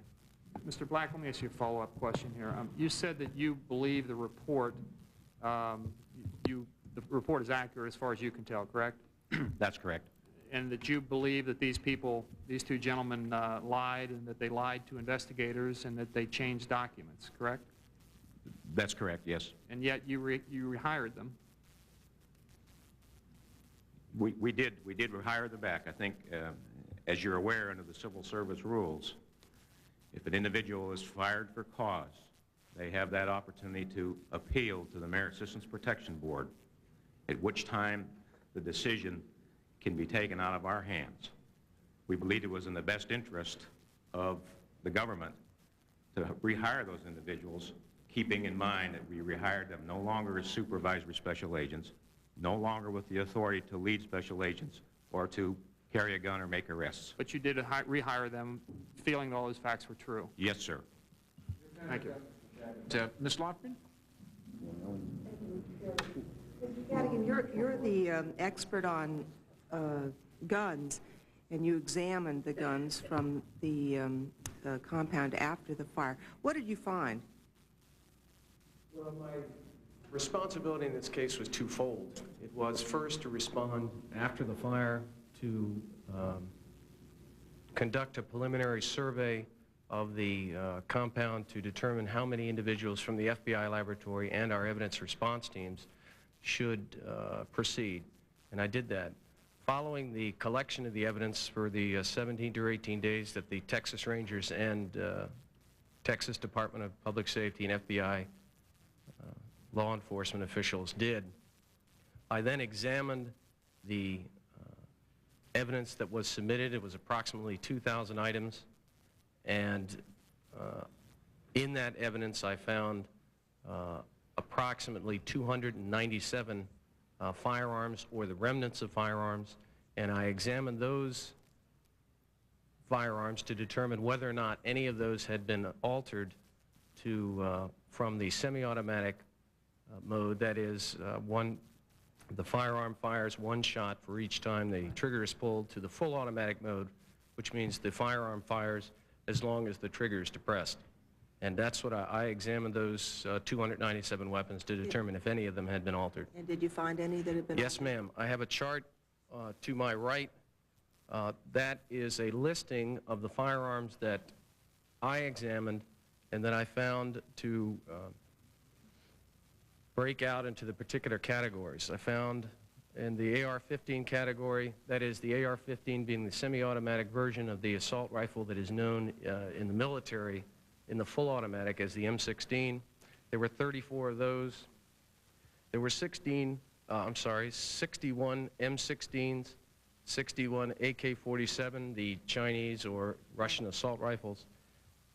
Then there were various 12-gauge shotguns, other assault rifles, and inclusive were the two Barrett .50 caliber semi-automatic rifles. Now, in the categories that are shown there, under the M16 category, not all of those was I able to make a determination if they had been altered. And the reason for that is that in order to accomplish the alteration of a firearm from semi-automatic to full automatic, you need, for this particular firearm, at least 6 parts.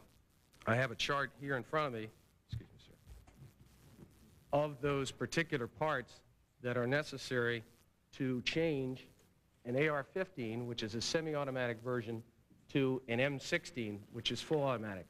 And in the firearms that I examined, that I testified to in the trial in Waco, or actually in San Antonio, but about Waco, in the ones that I said were altered to fire from the fully automatic position, I found each one of these parts in that particular firearm. Now, many of them, matter of fact, most of them were not,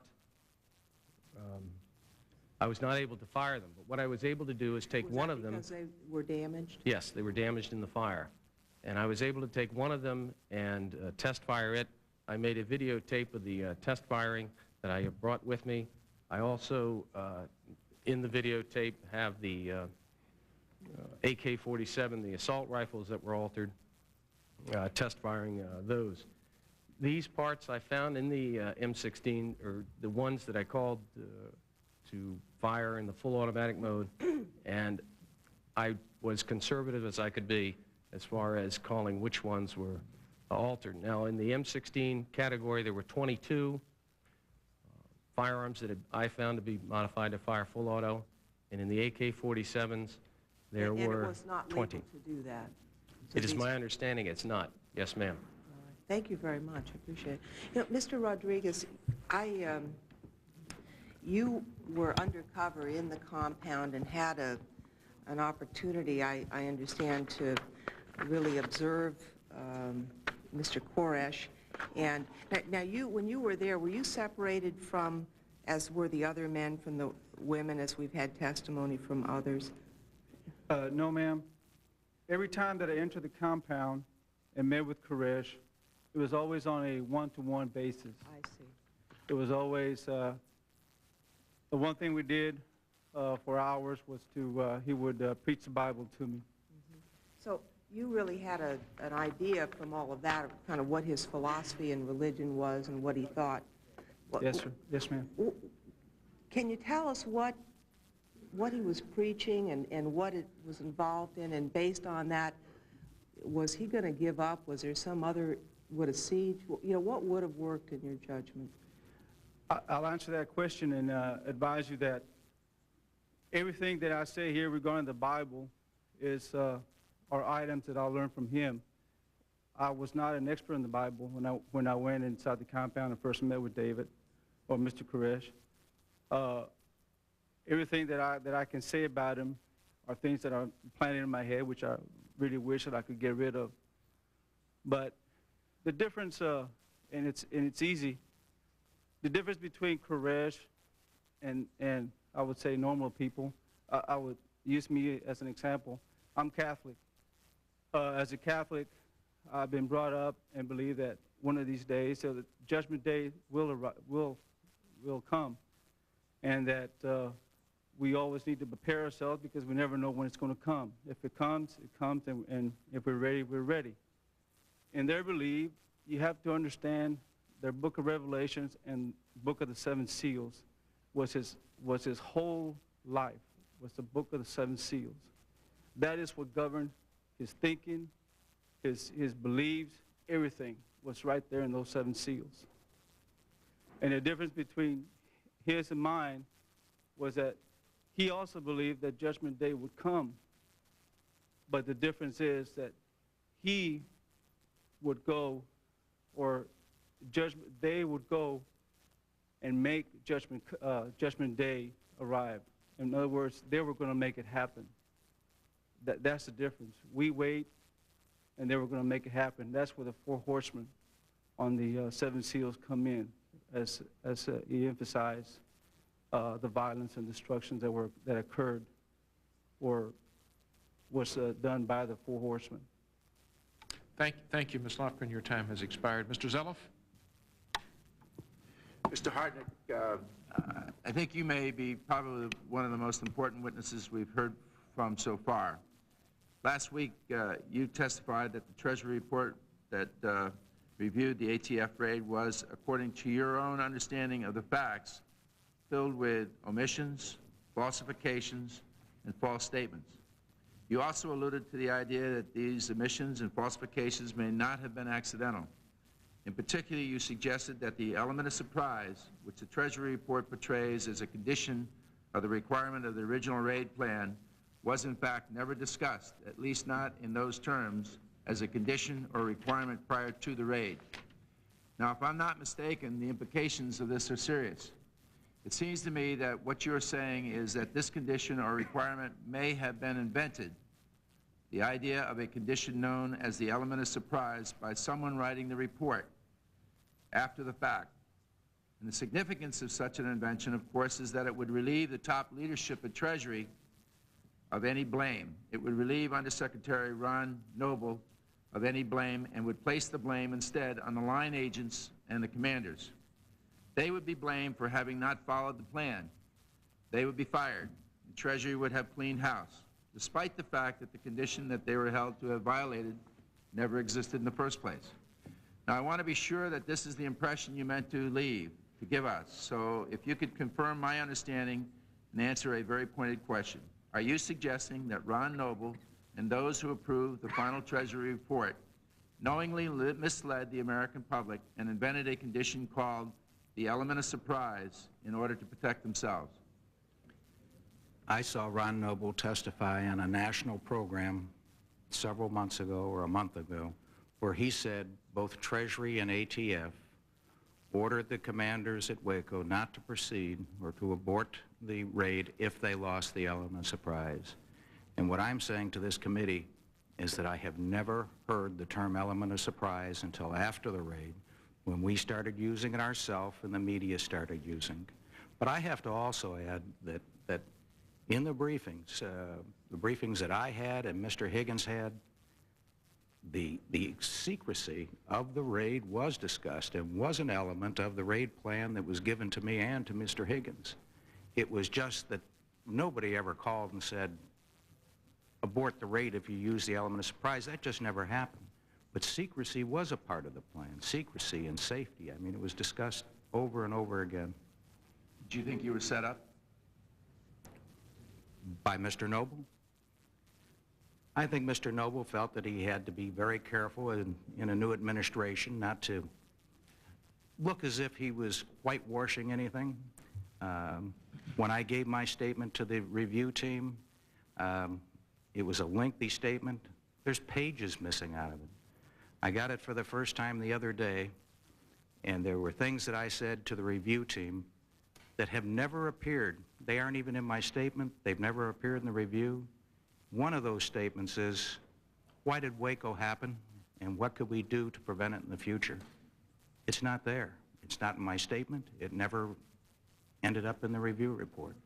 If Ron Noble is so devoted to the line agents at ATF, would he have framed the Treasury report in such a way that led to the firing of ATF agents for a supposed failure that was never in the original plan?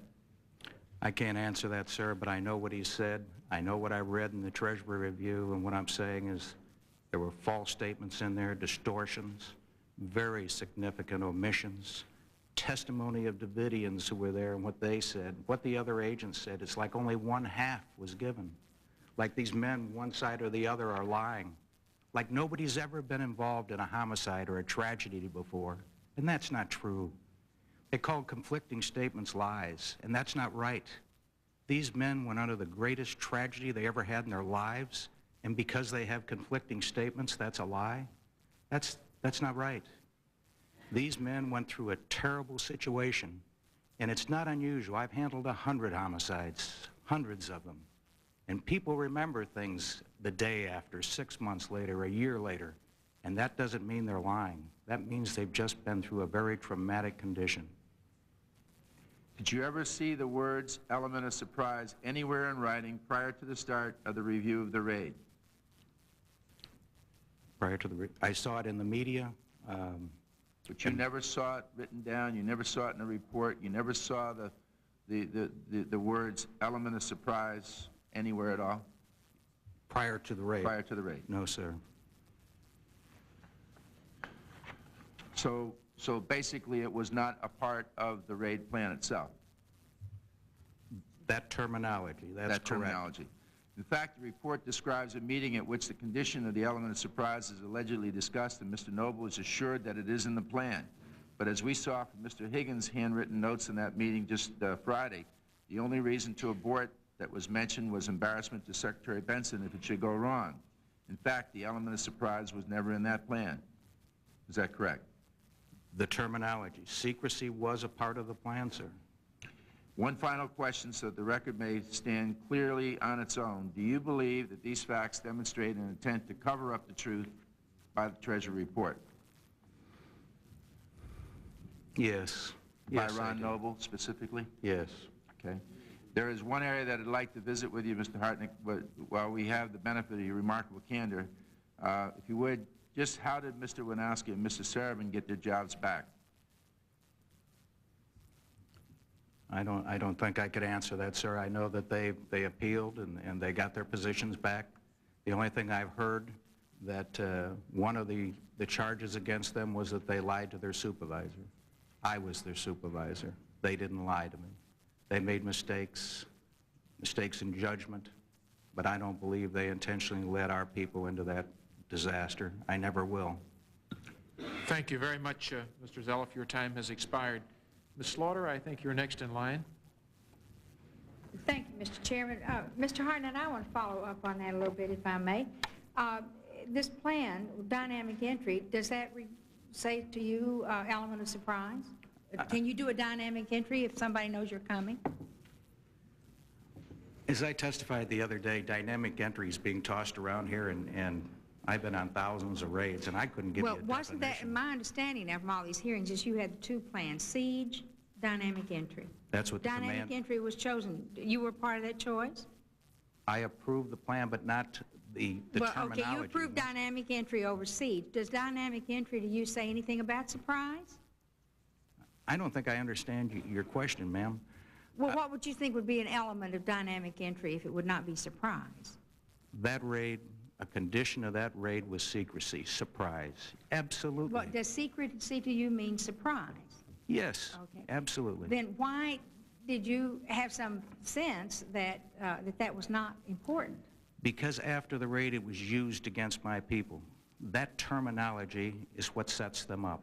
It's like, because they didn't catch everything that happened, because they didn't recognize things that were said to them or see certain things, that they didn't follow the order, an order that Ron Noble said was given to them to abort if they didn't have the element of surprise. And I didn't give them that order. But did I expect that raid, a condition of that raid, was based on safety, security, surprise? Yes. That's why I sent the undercover agent back in the night before. I wanted to know what Koresh was doing. Did you approve the notification of the press, the media? Approve the notification of the press? As I understand, Ms. Wheeler had talked with media ahead of time. No, ma'am, I had nothing to do with the press. You didn't know anything about that? No, ma'am. Wouldn't that have kind of taken some of the element of surprise off what you were doing? Since I don't think Ms. Wheeler... The tip-off, as I recall it, Mr. Hartnett, came from a postman who got it from a television man, correct? That's correct. He got it from a TV cameraman. Who had been told by? By an employee. Well, no, told by another Channel 10 person. Here's the way it went. The EMT, the emergency medevac people, were hired. A woman there had a boyfriend with Channel 10. She tells her boyfriend. Her boyfriend, they have a meeting. Now, this is what I've been told, this part. They have a meeting at Channel 10, and they send their people out to the compound to see if there's going to be a raid. And this cameraman... They're staked out, aren't they, out there? They're at the road out there where they say to the postman as he comes by, we're here because there's going to be a raid. The ATF is coming. No, the postman, from what I understand, that cameraman was lost. And he walked... Lost. Lost. And he sees the postman. Now, it's Sunday, and this postal truck is driving down the road, and he flags him down. and ask him where the compound is. And the Davidian says to him, why do you want to know? And he says, because ATF is going to conduct a raid here, and there's going to be shooting. You know, I've never been asked why all these people died. Well, and it was because of that irresponsible act that everybody, and I'd why like we're to find here out how today. that irresponsible act came about. Because it seems to me that all the planning and all the work that you did, somehow or other, the media got involved in that. And I'm very curious about that connection. Let me yield the rest of my time to my colleague from New York, Mr. Schumer. Thank the gentlelady for yielding. So in effect, what you're saying, Mr. Hartnett, is that surprise and secrecy basically mean the same thing. You can call them the same thing if you So want. when Mr. Zeliff said, well, you never heard the terminology element of surprise, you did hear talk about secrecy and not letting Koresh know of the raid. Yes. Okay. So the one thing you would dispute, just to be fair and put it on the record, is that you never were, that you hadn't heard that the raid should be called off if the element of surprise or secrecy was broken. Is that correct? That's correct. That's your dispute, not that there wasn't surprise, intended to be surprise, secrecy, call it what you will. That's correct. Because if you were throwing a surprise party for one of your colleagues, you'd want some secrecy there, right? Yes, sir. Thank you.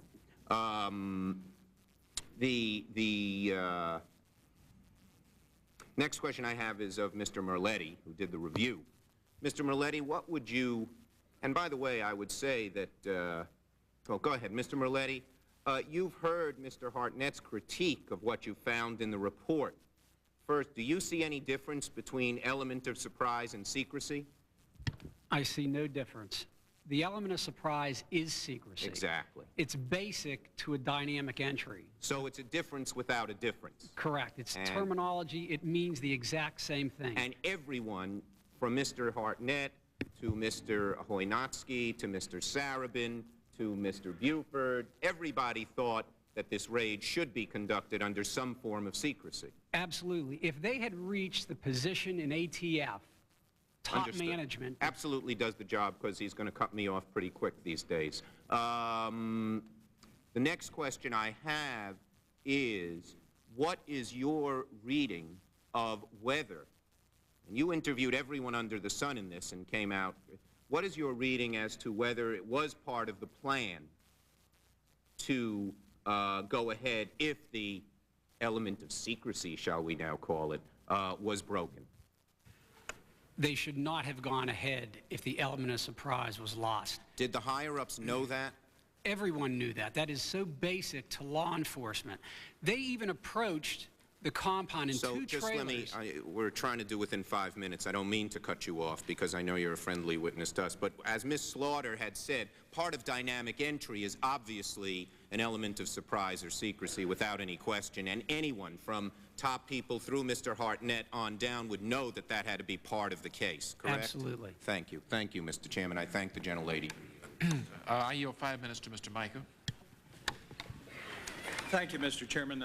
One of the things that I hope to do today is try to get into some of the personnel aspects of this. As you know, I chair the House Civil Service Subcommittee, and really, you know, I think ATF and law enforcement, federal law enforcement, has taken quite a few bruises the last few weeks.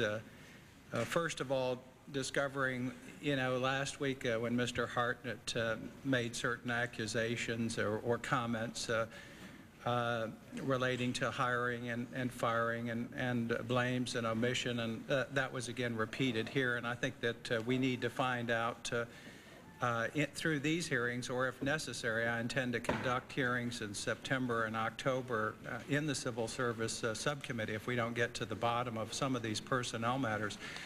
But again, I think the public is dismayed just going home this weekend. You know, they wonder what's going on with ATF, with the good old boys roundup, with the hiring and blame, sort of the finger pointing on who's responsible for this. And it's not sort of like Congress or some other bureaucratic activity. We're dealing with law enforcement, federal law enforcement. So there's a lot of serious concern about what's going on. Mr.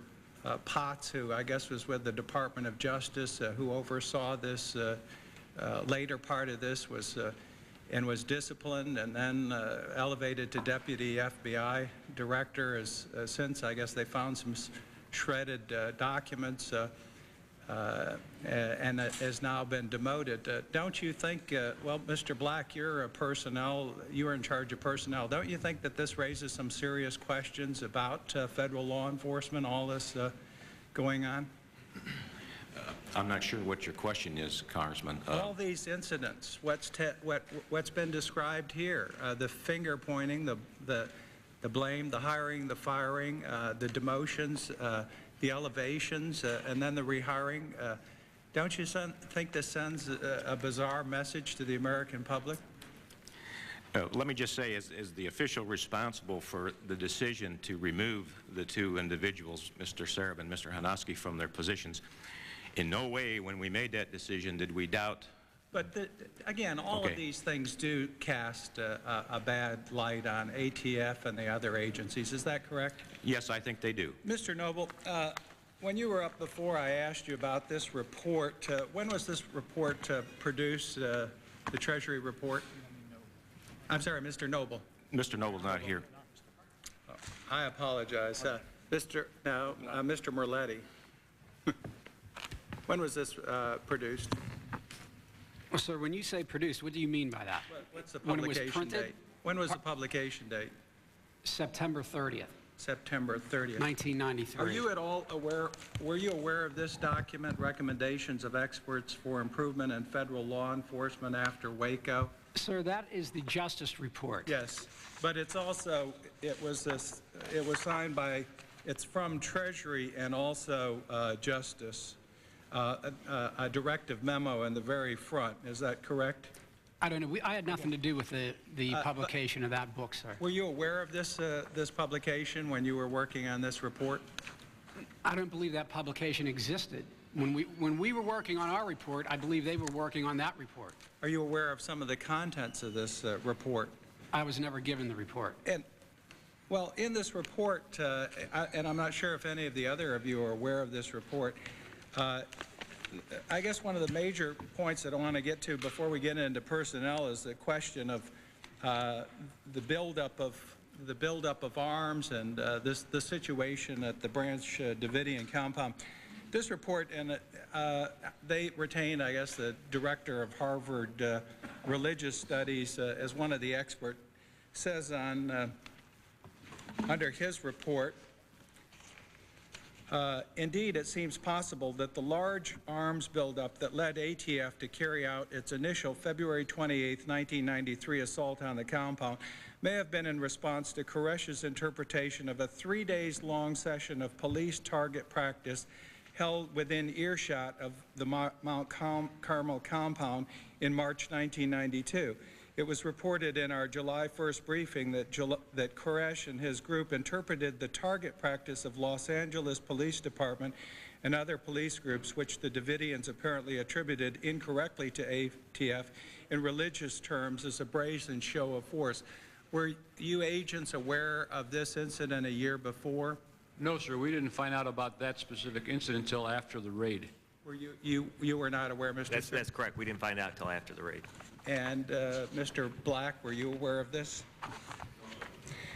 One of the other things that seems to be the question of the day here is and also the head of New York University Medical Center and a psychiatrist who was also retained to look at this matter said, and I quote from his report, "Certainly an armed assault by 100 agents had to be seen as an attack independent, underline, independent of who fired the first shot. If an armed individual enters your home by force and you have reason to believe that person represents a mortal threat, you are allowed to fire a weapon in self-defense in most states." Is that correct, Mr. Serban? Is it correct in Texas? I'm not an attorney. Well, you know, an agent going forward there, if he's in fear of his life, he could take the first shot. But this says that really that that these people, well, first of all, in the first part of the report, it said the Branch Davidians had an apocalyptic worldview in which they expected an attack from the outside world. The reason for arming themselves was to protect themselves from such an expected attack. Were you aware that they were expecting this attack? Yeah, through his preachings, that's, you know. And Mr. Rodriguez. Your time is up, I'm sorry. Okay. The red light's been on a little while. Thank you. I hate to cut you off at this point. Mr. Brewster? Thank you, Mr. Chairman. Mr. Rodriguez, you say you were very clear in explaining that the element of surprise had been lost. Yes, sir, that's correct. You don't have any doubt in your mind that you explained that quite well. There's no doubt in my mind, sir. Okay. Did you expect the raid to be called off when it was lost? If I can explain a little bit further, once I contacted Serban, I did leave the compound for two reasons. One, as I had told two of my colleagues that followed me outside, I had to go and talk to Chuck. I knew I still had time, and I knew Mr. Serban was at the command post. And besides, I had told the people at the compound that I was going to go meet somebody for breakfast. But I left for the sole purpose of contacting and talking to Mr. Serban at the command post and talk things over with him, because we didn't not have a really long enough conversation on the telephone. Therefore, I went to the command post. I went there for the sole purpose of talking to him. And yes, I wanted to stop the raid, of course. They knew we were coming. Unfortunately, I got there too late. When I got there, they had already proceeded with the raid. Okay. You apparently were fairly close to Koresh and were in the compound from time to time and went through Bible studies, etc. In your opinion, what would have happened had he been arrested in town prior to the raid? Was there anyone else in that compound that has a charismatic ability to put together the resistance that occurred with Koresh there? In my opinion, knowing how they were and their structure, in order for that to work, you would have had to taken down Koresh, Mr. Snyder, and their attorney. If you just took down Mr. Koresh, you still had Mr. Snyder and the attorney and the people to deal with. What they would have done is they would have gone to negotiations that they wanted to talk to Koresh and wanted to hear a sign from Koresh as to what to do. Therefore, in my opinion, taking Koresh down would not have solved the problem.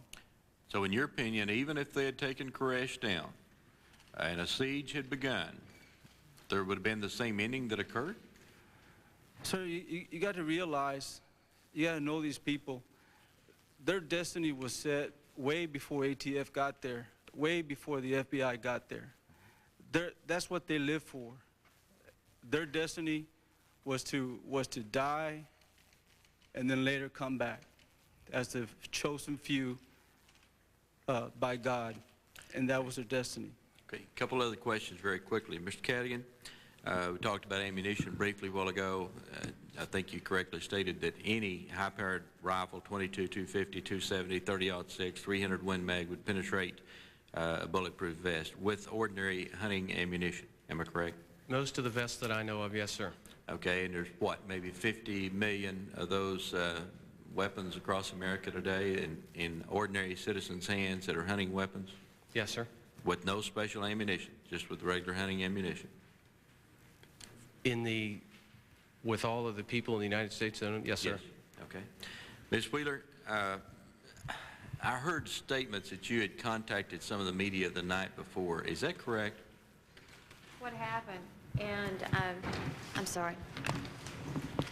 What happened is that the day before the raid, my boss, Mr. Royster, came up to me, and he gave me the name of a reporter at Channel 4 in Dallas and said that when the raid occurs, after it has occurred, I want you to contact this reporter.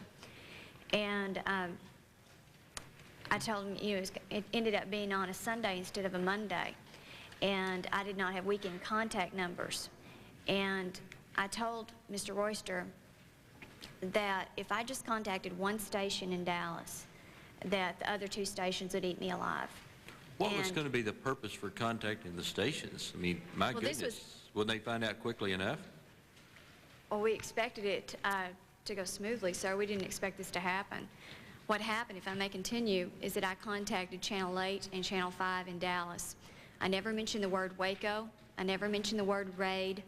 I just said we might have something going on here in Dallas this weekend, and I'd like to have a weekend contact number, and that's what I was given. That was all the conversation. That was all that occurred. But once again, what was the purpose of contacting them? Were you actually seeking publicity for the agency? Absolutely not, sir. Okay, maybe then I don't understand the purpose for contacting them. Well, he wanted me to contact one station. The only reason I made the 2 calls was so that I would have weekend contact numbers. That was Yes, Mr. ma'am, I Royster's. understand Okay, Mr. Royster's your call. decision was to give me just one number. If we were planning on having a press conference when the raid was over, that's true. And if there was evidence of a violation found, that's common procedure after you have a raid or a large raid of that kind. We're prepared to have a press conference, and I was just getting numbers for that purpose. We did not alert the media and tell anybody about the raid in advance. That is not what happened. Okay. I'm sorry. One other question, my time is about out. I don't know who to ask this one to, but in the Ways and Means Oversight Committee hearing that we had when I was on Ways and Means, a question came up concerning in the second warrant, it asked for a raid in the cover of darkness. Therefore, I seek permission for a nighttime after 10 p.m. warrant. I would take it, Mr. Milletti, that was the FBI, because this was after the siege had begun, and I was curious then about the daytime aspect of the final conclusion. Sir, I'm not sure exactly what you're talking about. Okay. Well, it's an affidavit of the warrant, the second warrant that was done. I'll talk with you after the break then. Thank you, Mr. Rooster. Your time is up. Mr. Sauter? I yield my time to Mr. Micah. Again, before we get into some of the specific personnel questions, although this is somewhat related, Mr. Rodriguez, I can't see without my glasses, but I can't read with my glasses.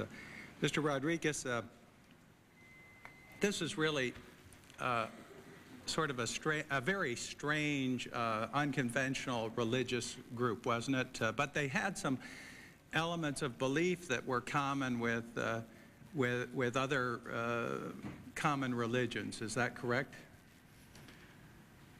As I understood Koresh, he broke away from those religions that were very common to the Book of Revelations. That's why he broke away and started his own. It was a, you know, they shared some common beliefs, even some things that you talked about a little while ago about maybe Judgment Day and things of that sort, didn't they? But it was really strange when it went, and this is again from this report of the experts on the improvements in federal law enforcement after Waco. In their report, they said that this group, you know, had such a different philosophy of procreation, which apparently motivated wives to leave their husbands' marital beds for Koreshes, those husbands to embrace celibacy, and parents to allow Koresh sexual relations with their minor children. Did you know about this at the time of the raid? Yes, sir. I had some prior knowledge of that. Yes, sir. So you knew about this. In fact, isn't it true that in the group you spoke about that he broke off with back in, I guess in 1990, there was a meeting in, I believe, the Waco Federal Courthouse in which the other sect had brought affidavits, I believe, from Australia and paid $6,000 to an investigator and told federal officials that this was going on. Were you aware of that at the time of the raid? I was just aware of whatever information I obtained from Mr. Aguilera at the time. So this was, again, a highly unusually motivated group. Had you had any training to deal with this particular type of religious group or cult or whatever you want to call it? No, sir. Everything that I learned, I learned it while I was inside. I would like to answer your question. I don't know if you've read this, but the report says that ATF and other law enforcement agencies should have some independent counsel and advice, and also some training for some of these agents that deal with these groups. There are other groups like this out there, aren't there? But no, sir, they're all different. That's why I wanted to answer your question. Koresh had his own version of what he believed. He discussed that with me many times, how other priests or philosophers from the University of Baylor had attempted to argue with him in his beliefs.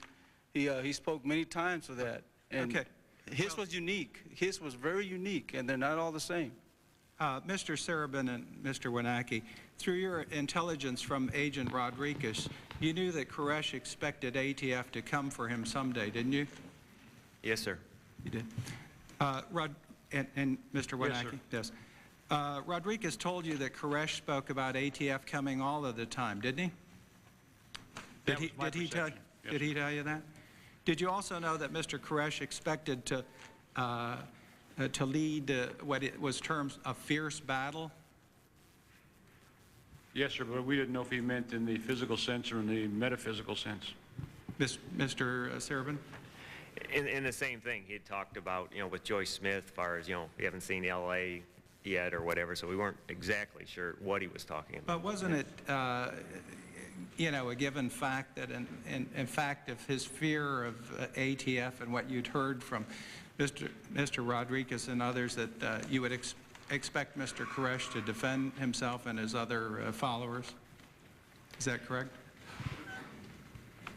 It's hard to say because, every criminal or whatever that we deal with, a lot of them say, I'll never be taken alive. I'm never going to, do that. So, I mean, I'm not an attorney, but this incident took place in Texas, and it's my understanding that they have some very specific laws, pretty much on the side of the individual citizen when someone comes and attacks their residence. Is that correct? I mean, the right to defend themselves. I really don't have much knowledge of the Texas statute regarding defending your premises. So other than you don't consult that as federal agents when you get into a situation like this, what the local situation is? Oh, I have no knowledge of any laws that allows a person to fire at an appropriately identified police officer attempting to execute a warrant. That's the distinction, I think, though. We weren't burglars. Mr. Hartnett, you had said you disagreed with Mr. Merletti, excuse me again without my glasses, but with some comments he made about the assessing the element of surprise. Did you want to respond now? Well, I've always disagreed with that terminology ever since the Waco review came out. I think that it's a created phrase, and I don't mean to mislead the committee. I've testified many, many times that a part of the raid was secrecy, but a part of the raid was not specifically directed towards those commanders when they say they were given a direct order. That is just not true. They just were not given a direct order. Thank you very much, Mr. Black. This time your time has expired. Ms. Jackson-Lee, you're recognized for 5 minutes. Mr. Chairman, I thank you very much, and I say almost good afternoon to all the witnesses. I appreciate the seriousness of this morning and also your presence here.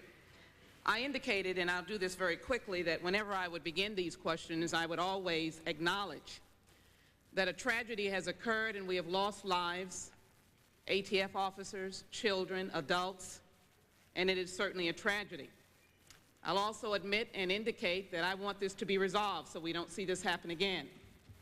We need to coordinate federal law enforcement agencies so they talk with each other and work with each other. We need to get a greater understanding and knowledge of cults or SECT sects, or however you would want to describe those whose beliefs are far different from many of us. And Mr. Harnett, I really appreciate the affection. This is not a question for you, sir. I just want to appreciate the affection and respect that you have for the men and women upon which you had supervised. Let me simply suggest, however, that common sense was not in place. Secrecy, element of surprise, semantics. If we were in a situation that would bring about this tragedy because the surprise was eliminated, then we have a situation that we should have pulled back on. But I do want to move forward to questioning, and I want to welcome the Deputy Secretary of the Treasury, for I know the responsibilities, Mr. Altman, that you would have had, and this is a series of questions because last week in your absence, there was much made about a memorandum that is recorded in the documents as 0001-9008, and I hope all of the committee members will have this in front of them. It was dated April 15th, 1993. Much was done with this, and it was waved around, and it was suggested that there was, in fact, a cover-up, a conspiracy, that you may have been in the midst of it. And I read this simply as a document of information. And I don't want to put words in your mouth, but I view this as part of your responsibility, fair responsibility to apprise your superior, the Secretary of the Treasury, and I find some interesting points in it, sir. Let me begin by asking you a question. Simply, why did you write the memorandum? It was my practice to communicate, often in writing, to Secretary Benson matters of significance that were occurring in the department or that I was involved in. And this was written on April 15th. As I understand it, the FBI took over the HRT team on March 1st, 1993. This was written April 15th, 1993, another famous day in your life as well. I imagine everybody's filing taxes at that time. But in any event, did you, by this memorandum, in light of the fact that the FBI had taken charge, expect Secretary Benson to do anything with this memorandum, make any decisions, call off any actions with this memorandum? No, I didn't. The memorandum itself makes clear that this was the Attorney General's responsibility. So did Secretary Benson have any authority at that time, on April 15th, 1993, to engage in any activity regarding this very tragic situation? No, he didn't, and I find suggestions that he somehow failed to exercise his responsibility in those matters quite misplaced. You go on to say, and I appreciate the words that you offer here, you talk about the gas, but you have an interesting, and we're not expecting you to be an expert on the gas, and I don't pretend to be an expert, and we will have those who are. But you do say that the gas would not be followed by an assault. A simple statement, but at least a hopeful statement, which might suggest, and again, I don't want to put words in your mouth, that there was not this conspiracy to do something tragic. You obviously was hoping that something more tragic would not happen, because had we not already had deaths that occurred already? So there were tragedies that occurred on the date of the raid. ATF officers and Davidians were lost. So what do you think you were saying when you said the gas would not be followed by an assault at that time? My recollection is that that's what Ron Noble informed me of. You were conveying that information from another individual in Treasury who we'll hear from as well. Is that my understanding?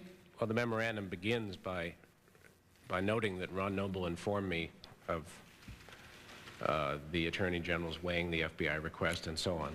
You mentioned some comments about the gas, but are you an expert in the elements of this, qualities of the gas? No, I know nothing about that. About dissipation or anything else, you would not be an expert?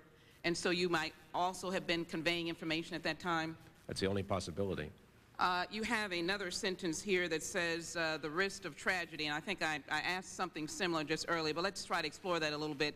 The risks of a tragedy are there.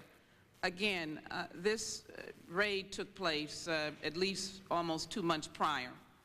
About that time, a tragedy had occurred already, is that correct? Lives, as I said, ATF officers, you were aware of that? Yes, ma'am. You were aware that lives have been lost, yes. The Davidians as well? And so you were not saying anything more that was already going on. It was a tragedy that was now occurring. Is that my understanding? Or would you want to expand on that? Let me again not try to put words in your mouth on that. Well, I think my point was just to reflect instinct that using such gas on the compound involved risks. My comment related to the prospective action, not the past action.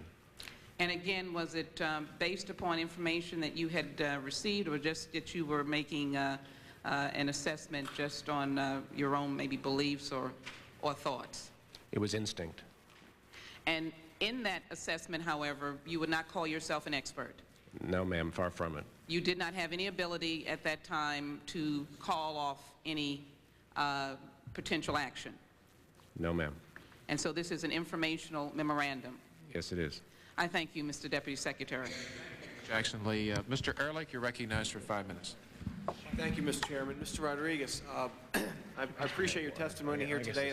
I want to get back to the chronology of events, just so everyone understands what went down and when. Picking up on your earlier testimony, 2 phone calls, you're with Koresh, correct? He gets very nervous. Can you pick up the chronology of events from that time? Yes, sir. Please. As I said, he turned to me and said, Robert, neither the ATF or National Guard will ever get me. He said, they got me once, and they'll never get me again. When he said that, I put my head down, and what clicked on my head was when he said National Guard. At that time, I thought maybe I had stayed in there too long, because I was supposed to come out by 9:15. And what time was this, sir? Oh, sir, it was before 9. All right. And I looked down, and I kept wondering if I stayed in too long. At that time, he gets up, and he walks over to the window directly in front of me. He opens up the shade, looks out both sides, and I'm looking at him. And again, he turns to me and says, they're coming, Robert. The time has come. At that time, I knew for sure that he knew he had been tipped off. And what did you do next? I quickly, I felt very threatened, and I stood up. I felt I had to leave the compound. By that time, there was more people that had come into the living room. At first, there was only 3 when we first started. All right, sir. Now, why did you feel you needed to leave the compound? I was threatened because I didn't know. I was afraid that I would be exposed as to who I was. And as I stood there, I looked, and I noticed that the door, there's people in front of the door, people behind me. There was no place for me to go. As I stood there, Koresh went from one window, did the same thing, looked outside, then came back to the other window, and again looked outside and said, "They're coming, Robert. They're coming." All right, sir. And there came a point when you left the house, correct? Yes, sir. I stood there, and it was like he wasn't listening to me.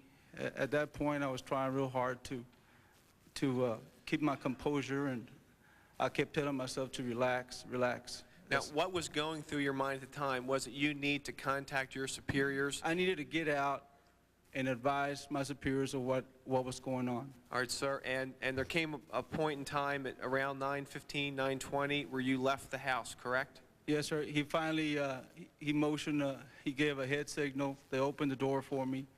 I walked out. I got into my vehicle. Took me a while to get it started because by then I was pretty shaken. I quickly went back to the undercover house. Now, how long did that take you, sir? Just maybe 2-3 minutes. Who was present in the undercover house when you arrived? We all, I believe the 4, what we call them forward observers or snipers were present.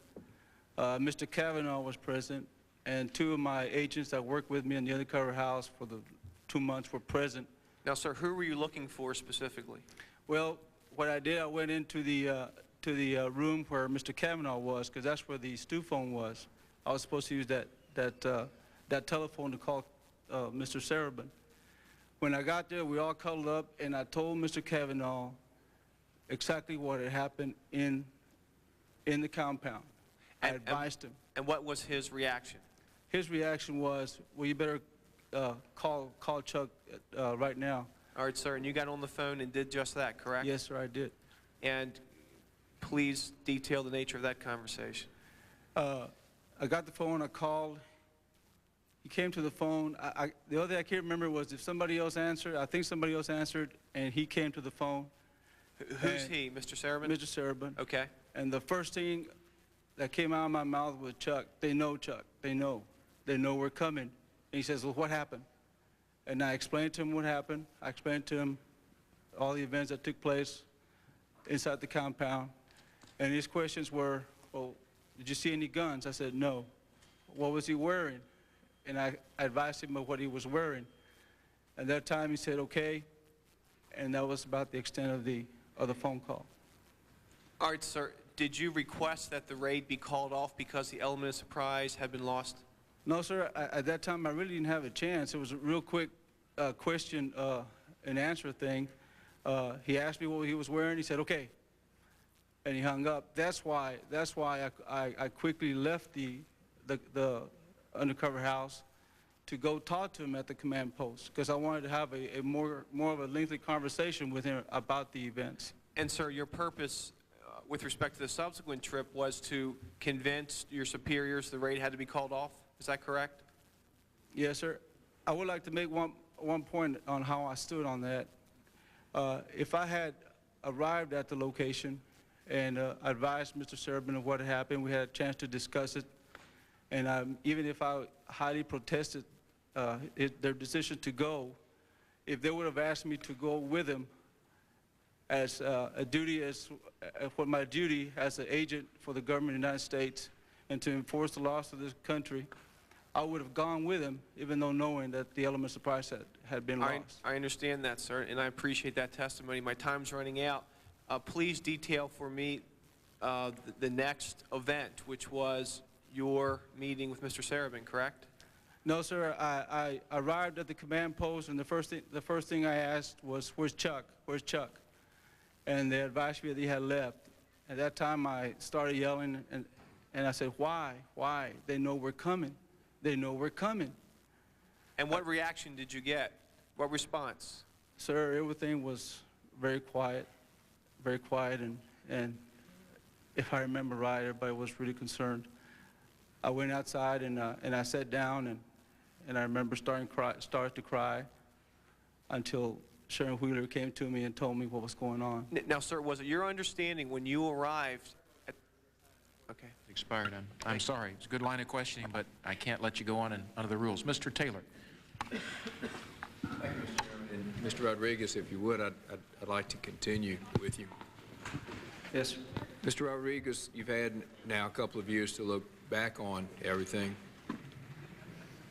Do you think that Koresh knew you were either an informer or an undercover agent now that you look back on it?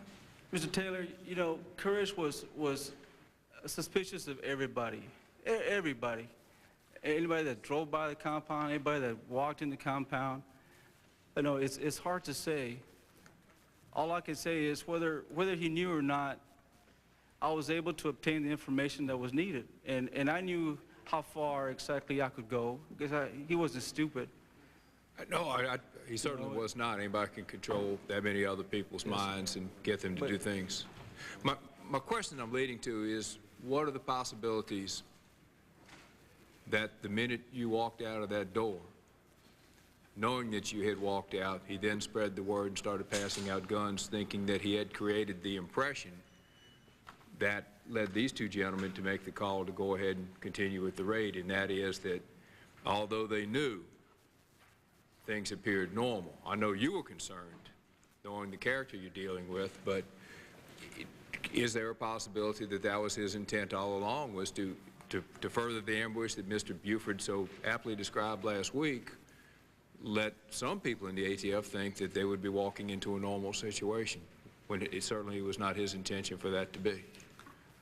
If I understand your question, are you asking me if he purposely set me up so that ATF could come after him? Is that what you're saying? No, sir. My question is, do you feel like in retrospect that he, A, knew you were undercover or suspected you, and then did nothing in front of you that would lead the ATF to suspect that they were going to have anything other than a peaceful reception, when actually, obviously, as soon as you left in that time that ensued, he passed out the guns and put people in every possible firing position? I do not really feel that he knew who I was. He later found out through the negotiators who I was. And when he did find out, he did mention to the negotiators, well, I guess I would have had a hostage. To your other question, as I said before, Koresh, at the time that I was trying to be, or he was trying to get me to become one of his followers, I was limited to what I could see. And to that point, you know, I would not have been able to see them arm themselves, not at that point in time. I don't think he had that much trust in me yet to do that. But for the record, there is a quote in the what's being referred to as the Blue ATF book. Yes, sir. Where you say, and I'm quoting you, neither the ATF nor the National Guard will ever get me. They got me once, and they'll never get me again. Is that correct? Yes, sir. That's almost verbatim what he said? Yes, sir.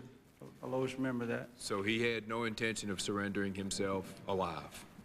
Mr. Taylor, we could have waited 2 years. You know, 2 years we could have waited. We could have held a siege for 3 years, and we would have had the same results. Mr. Rodriguez, I do not doubt that. You don't have to convince me. I've read both sides' testimony. It was he had so much faith in his beliefs that for him to change his minds in front of his followers would really make him lose face with them. That's why you know he held on as long as he could. And the one thing he always wanted to do was he was always upset because nobody ever listened to him. Nobody ever listened to his preachings. And the bad part about it is, until this day, he has still gotten everything he's wanted. He was able to use the media. He was able to use all means to broadcast his beliefs. And until this day, he's still getting the way what he wanted. And we should, this guy, in my opinion, as much time as I spent with him, I hated every moment that I was with him. I got into a role I could not get out of. I hated what he preached. I hated being around him, and I hated to pretend that I believed in what he was preaching. He was a sick individual. This man, all he did, in my opinion, spending the time with him and hearing what he preached, to me, he just used the Bible for his own personal gains. And as a result, the followers believed in what he said. And in the long run, Mr. Taylor, I really and truly believe that we sacrificed 4 good men and saved the lives of innocent people. Because eventually, if nobody would have confronted them because of their beliefs, they would have caused something to occur, and eventually we would have had to confront them. Mr. Rodriguez. And we did so. No, I appreciate you saying that, and I'm not cutting you off, but I have promised to ask every panel the same question. Yes, sir. That question, and I'm opening up to this panel, some of you are new. Has anything that you have seen or heard or read justify the murder of the 4 ATF agents you spoke of and the wounding of 20 others?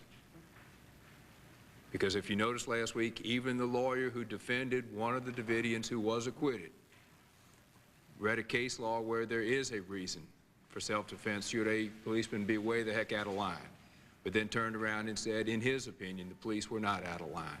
So for this panel, have any of you seen anything that justifies their death? No. Mr. Williams? I see no reason why we was fired upon as the way we were, identifying ourselves as law enforcement officials, no matter what the reason. And being in Texas, being a law enforcement officer from Texas before I came to ATF, they had no grounds to stand on by firing up on us. If I could, because the time clock has expired, if you want to get each one to answer, if they could just yes and no to your question, it would certainly help us.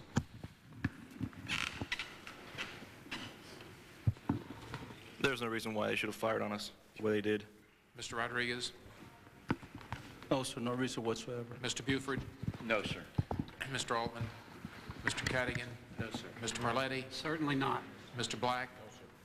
Mr. Hartnett? Ms. Wheeler? Absolutely not. Mr. Hanoski? No, sir. And Mr. Sarah? No, sir. Your time has expired then, Mr. Taylor. At this time, I call on Mr. Heineman. Thank you, Mr. Chairman. Mr. Rodriguez, in spite of a lot of things that have been said here, let me commend you on your activities on the day of the raid. It took a lot of guts to do that and to come here and bare your soul. Were you ever consulted prior to the raid as it relates to tactics and plans? I've been in law enforcement for 18 years.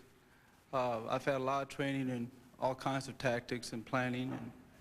And, on this particular assignment, I was not involved in any of the tactical operations or planning. No, thank you, sir. Mr. Hartnett, was there a raid plan? Yes, there was. Were you at the planning session? Well, let me, if I can explain that, sir. Yes, sir. I was briefed and given an overview of only a couple of pages of what the raid plan was. That was on February 11th and 12th of '93. I did not have the entire raid plan. It was put together just for me and staff. And there was a raid plan, however. Yes, there was a raid plan. Do you know who put that together? The raid plan was put together by Hanowski, Sarabin, the SRTs. We've been criticized because, from what I gather, and that's why I want to make sure you understand, that we had pieces of it, if you know what I mean, that they hadn't brought it together. It was right in the middle of an order going out to the field, giving them specific instructions on how to written raid plan, how to bring it together and forward it forward. Well, it was out for coordination at the time. Now, Mr. Hanowski or Sarabin would have to answer if they actually put it into one package at the time before the raid. What I received was written, but very, very abbreviated. The planning session, Mr. Hajnaki, and I'm not quite sure how to pronounce your name. Are we doing you an injustice? Is that Hajnaki or Hoynatsky is the way my father would say it. Excuse me? Hoynatsky is the way I would say it. At the planning session, what were the options as it relates to executing that warrant? Well, there were several days of planning sessions, sir. When we initiated planning, we started out with preliminary discussion of probably any kind of option any of the participants could come up with. Things that were, I won't say clearly out of line, but just from the far ends of both ends of the continuum, and brought it down to, or narrowed the items that we would discuss further to the kinds of things that we have been discussing all week. A long-term siege, what's been called over the last several days a dynamic entry technique, the luring of David Koresh off the property and attempting to arrest him somewhere else, and instead coming back to execute the search warrant, and possibly other options that I can't think of at the top of my head right now, sir. Were you under any pressure to favor a dynamic entry?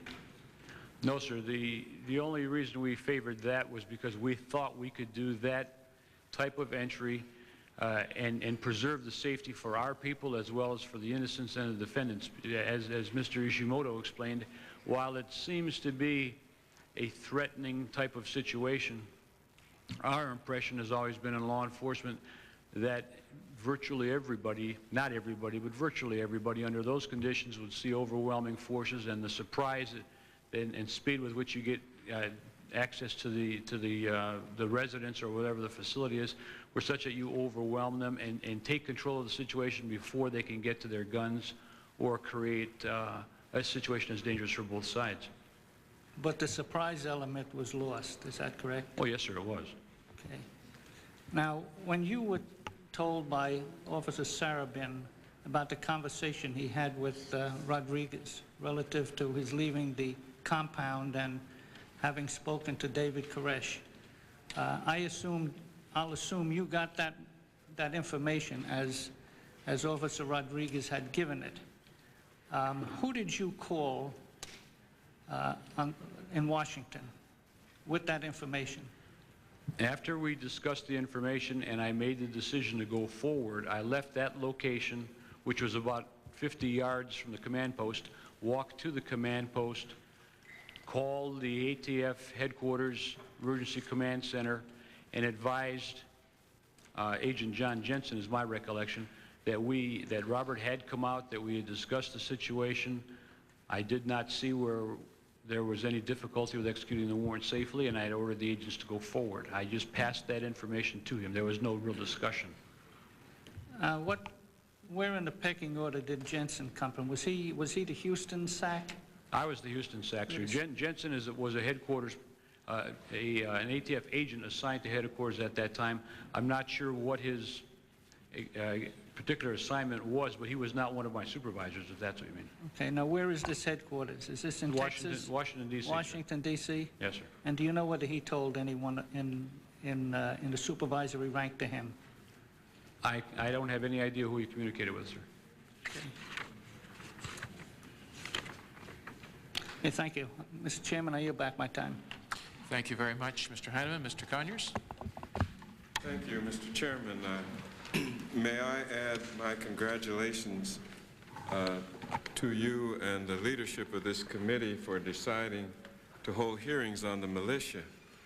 After all, that's the militia's involvement in Oklahoma City is really what triggered Waco as some kind of counter-reaction. And I feel it's important that I let you know that the letters that I and Charles Schumer sent to the Speaker and to Chairman Hyde have now been observed, and it's never too late for those hearings.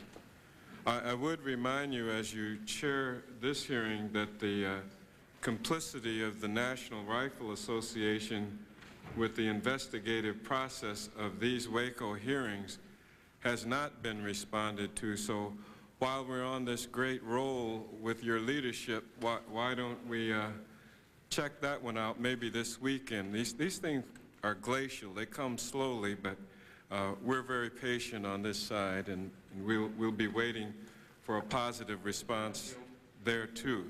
And the answer is yes, I will. First of all, again, I am going to hold hearings. We will hold a couple of days, one or two at least, on militia later this fall.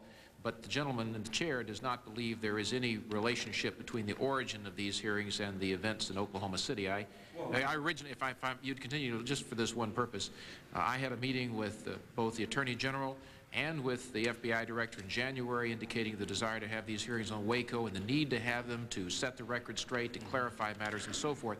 So there really is no relationship there, and the NRA question is entirely separate and unrelated to the militia question. Okay, that's a lot of my time, but you'll have another minute or something. I'm as generous as you are, at least. So that there is no complicity. There's no connection between Watergate and Waco. Waco is something we just had to get at all the time. If it turns out that your timeline is correct, then I'll tell the millions of people I've already told that this was a poor reaction to Oklahoma City, and I'll stand corrected. But right now, this seems to be get government law enforcement at any cost. Last week and this week. Mr. Buford, I'm glad to see you back again. Have you really had anything in your experience in law enforcement, military service, and anything else that could have prepared you for this possibility of being ambushed? Well, I had, in my military experience, I had been caught in ambushes before. I'd never been ambushed in my law enforcement experience. I would like to say that I had that experience, but nothing in my background prepared me for what we encountered that morning. No, sir. All right, thank you very much. It's you know, sooner or later, with all the testimony pro and con, all the members of Congress's personal views to which we are all entitled, pro and con, we're going to have to come down on this question. This is one of the central questions in what could have been a much abbreviated hearing. How can you anticipate an ambush? You can prepare for the possibility, but if you're ambushed, it seems to me that that contradicts almost anything else. Mr. Rodriguez, who worked inside for so long, based on your experience with the Davidians, did you believe that David Koresh and the Branch Davidians planned to kill themselves all along? Yes, sir. Expand.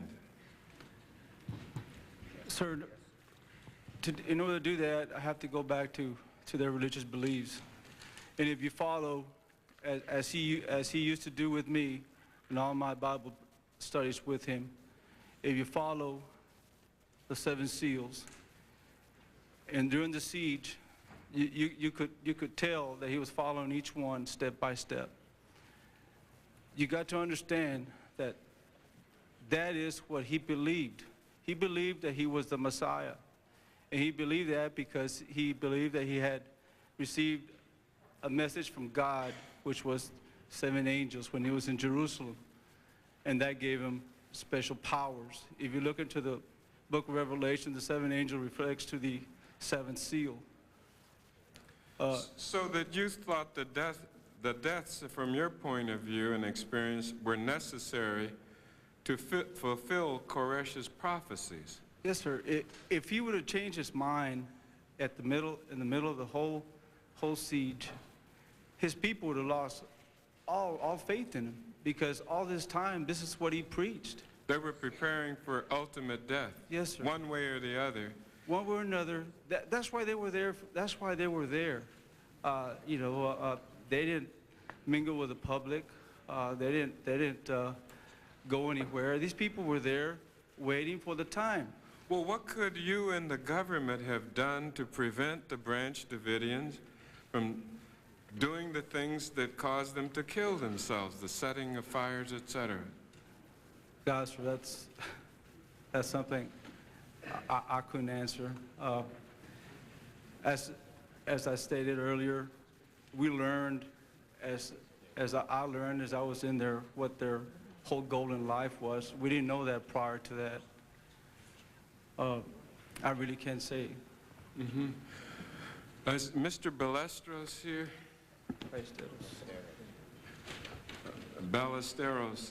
When you approached the front door of the compound to execute the search warrant, sir, did you attempt to identify yourself as a law enforcement officer? I think that would be pretty critical. I'd been identifying myself as a police officer since I exited the trailers, as were other people, agents. So there's no question that that they knew who you were, and there was no possibility of misidentification or anything of that nature? No, there's not. Mm-hmm. Mr. Buford, finally, isn't it true that every time the Davidians had the opportunity to escalate the confrontation with law enforcement officers, they literally did so? Well, it appeared as though they were needing this confrontation, and yes, I believe that they did. And if I might, sir, quickly answer or have a response to one of your questions earlier. You asked how this situation could have been handled, and I believe sincerely that if the media had not tipped off David Koresh that we were coming about 40 minutes before we arrived, the plan that we had in place would have prevented any deaths from taking place on that day. And the media... That was the postman That is the incident? postman. Yes, sir. And those media people were not invited there by ATF.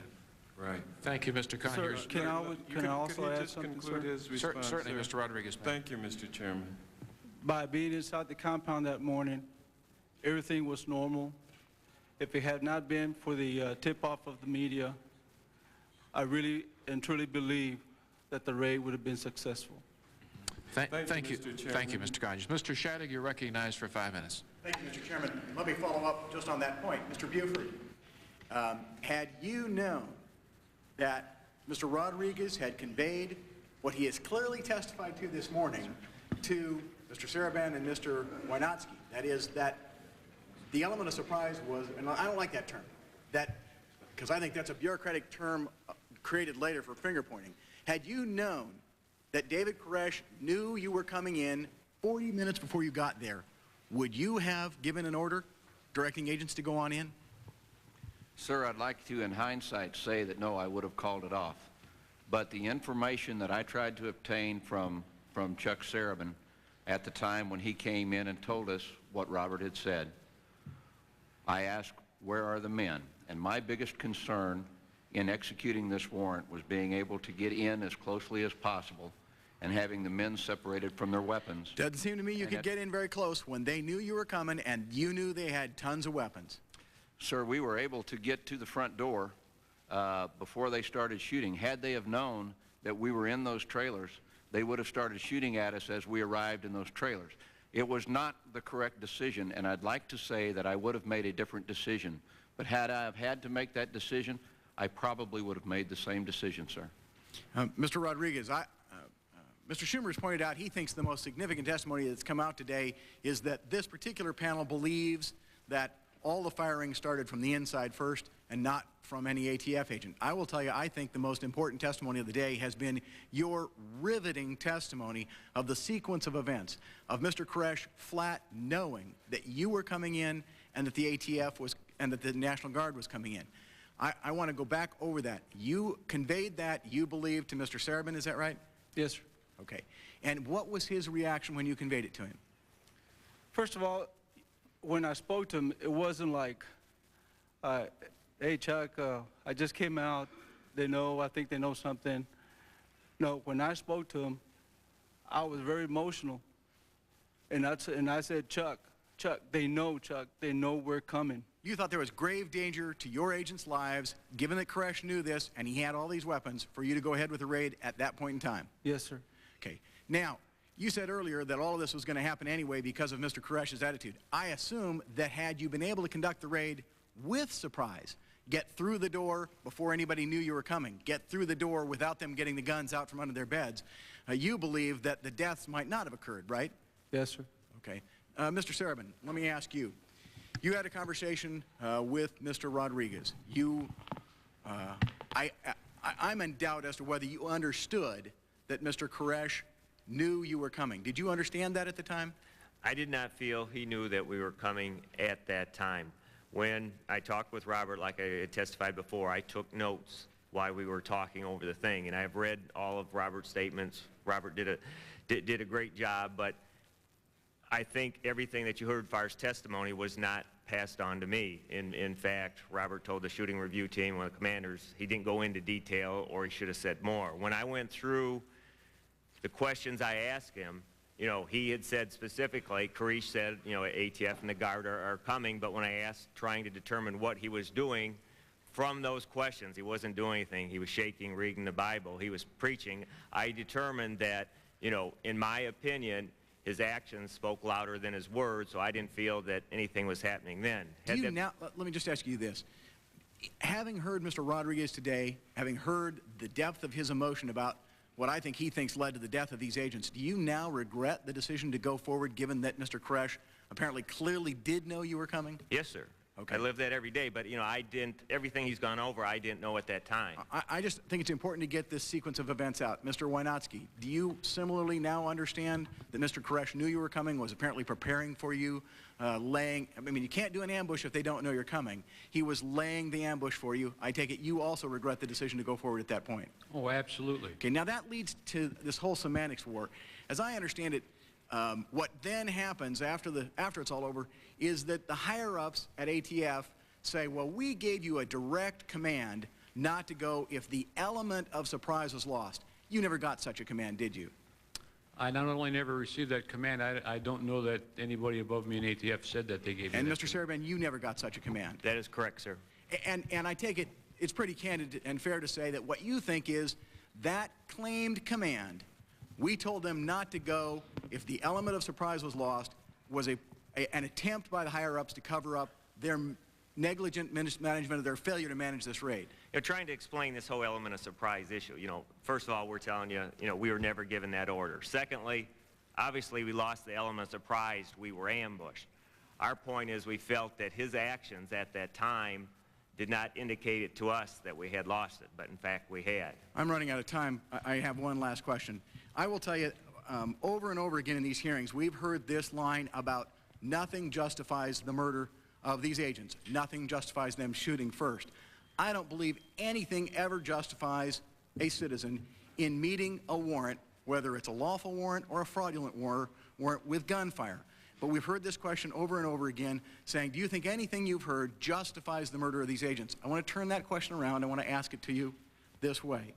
Is anything you've heard about how evil David Koresh was, would any of those things justify this Congress in ignoring its oversight responsibility and refusing to look and see if mistakes were made or sloppy practices were used, which by the federal law enforcement agents in the lead up to the Waco raid, which resulted in the death of 4 agents, the wounding of 20 other agents, and the deaths of 80 civilians, including men, women, and children?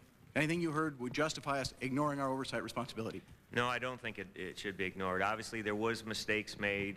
We can't bring those agents back. We can't bring those other people back. But anything we can do to prevent it, I think we owe it to the American people to do that. Mr. Wynotsky? I agree with Mr. Serbin. We've been waiting for these hearings for 2.5 years, sir. Mrs. Wheeler, or Ms. Wheeler? Well, I think that it's time for the absolute truth to come out from the agent's point of view. Thank you. Mr. Hartnett? Yes, I'm very much in favor of the hearings. I'm sorry. Mr. Black? I'm not sure of the question. Okay, the question is, let me try to make it clear. We've heard the question over and over again, would anything you've heard in the hearing justify the murder of the agents? I see that as a rhetorical question. Nothing justifies the murder of the agents. My question is, anything you've heard in the hearings or before, would those things you've heard justify the Congress in refusing to conduct oversight hearings to determine if mistakes were made by law enforcement officers? No, sir. Mr. Moretti? Sir, I don't know that I'm really in a position to answer that. However, I will say that everything we've heard is in this book. It's here. I'm sorry, I can't see. Cadigan. Cadigan. Sir?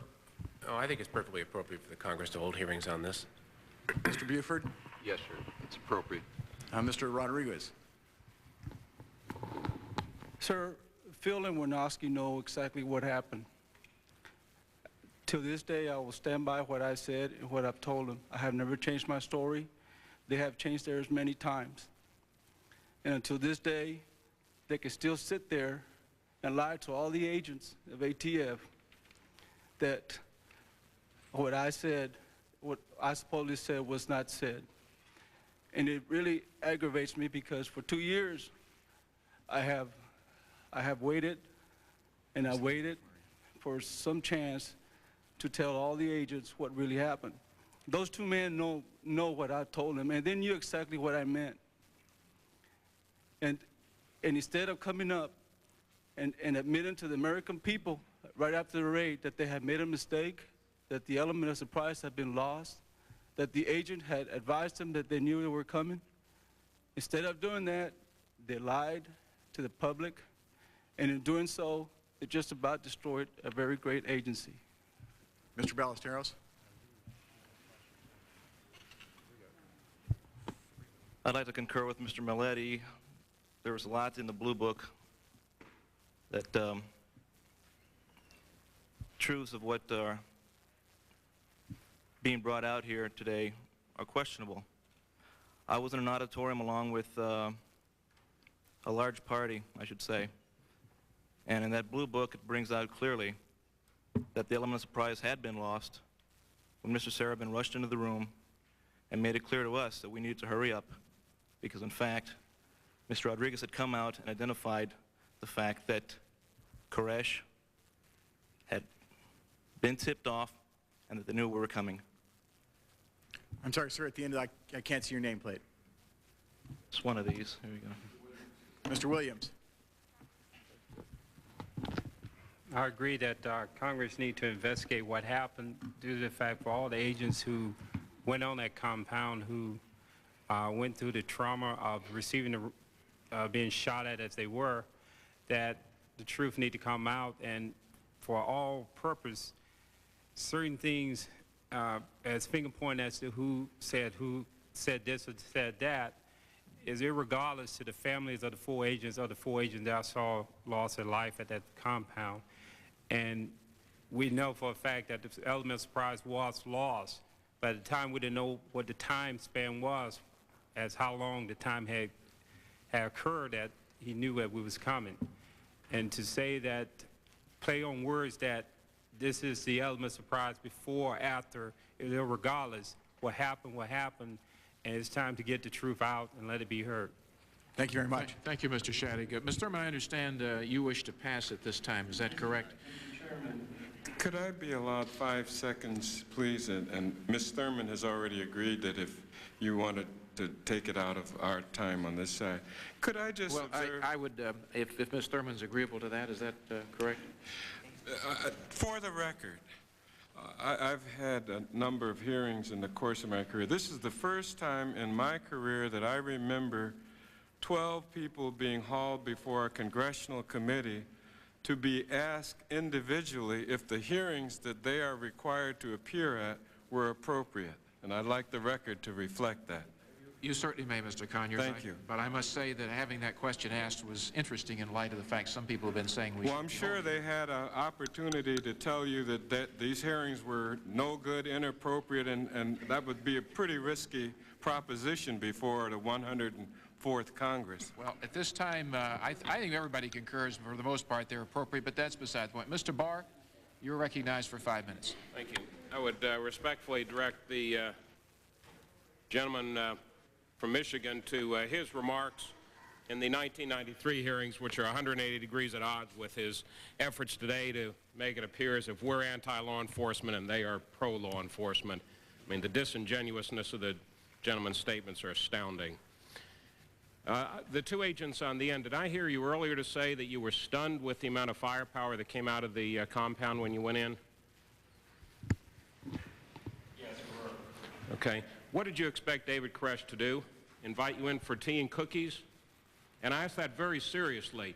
How can you stand there as trained law enforcement officers knowing that a massive operation were being mounted against a person with over 100 men and women in there with, according to ATF's own documents, had hundreds of weapons, including, according to ATF, automatic weapons with thousands of rounds of ammunition, who knew you were coming, who was prepared for Armageddon? How could you have expected anything other than an armed confrontation? Sir, I executed a lot of warrants. I don't think we're dressed for tea and cookies that day. I'm sorry, I can't understand to you. execute a warrant. And when we went to the door to execute a warrant, dressed appropriately, and the outfit signified it with ATF police. If he decided to just open the door or let us in, we still had to go into the dynamic entryway. Did you expect him to do that, to just open the door and let you in? No, I didn't expect him to open the door and just Well, then why were you... I'm just missing something. Why, knowing everything that had gone on before, knowing how much firepower you believed was in there, knowing the predisposition that you believed would make this man violent, why you expected anything less?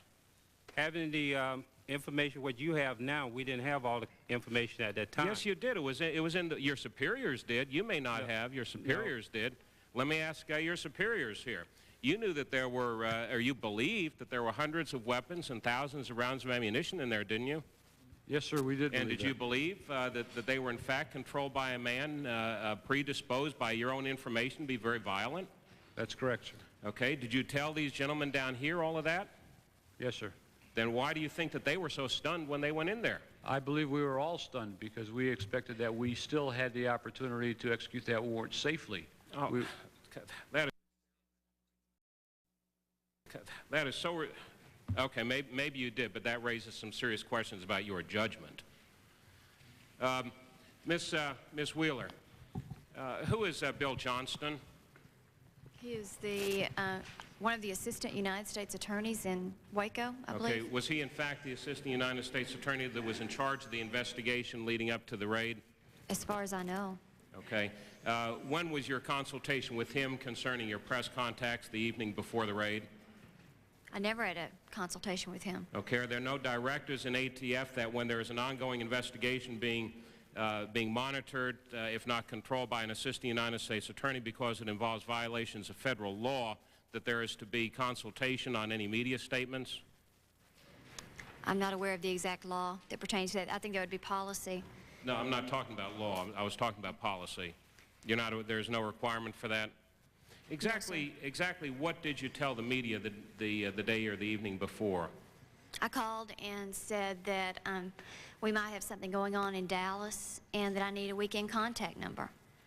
And that's pretty much the extent of the conversation. I was asked by Channel 5 if it involved the World Trade Center bombing, and I said no. Is it your procedure that in every case before there's an ATF raid that the media is notified that there might be something going on? No, sir. Okay, why was this case an exception then? The reason I called was to get a contact number. Now, I'm asking why this case was an exception. If it wasn't standard procedure to notify the media a day before an undercover raid was to take place, but you did in this case, why was this case an exception? I don't understand what you're getting at. I'm sorry. I can't make it any clearer, Ms. Will. I think you do. You have stated that it was not standard procedure for ATF to notify the media prior to a raid. Is that correct? That it was not standard procedure? Correct. Okay. You have also stated that in this case you did notify the media that something was going to be going on, correct? Yes. Okay. Why did you do that? Why was this case made an exception? That's all I'm asking about. It's not that it was made an exception. Mr. Royster had told me that he wanted me to contact Jeff Crilly of Channel 4 when the raid was over. I told him that I could not just contact one channel when this raid was over, and that I did not have the weekend contact numbers for the other channels. Were you given information concerning the seriousness of this raid? Did you know the extent of it? Absolutely. And you still feel that it was appropriate to notify the media that something was going on?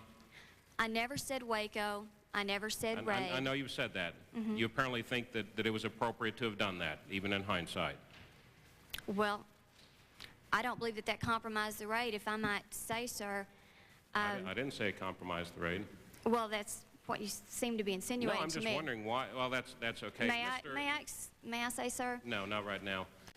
Mr. Altman. Mr. Altman, your memo of April 15th is that's the most cover-your-rear memo I think I've ever seen. In the one document, you say, on the one hand, that the FBI has concluded that the outlook for a negotiated end to the standoff is poor and that they don't believe it is worth waiting.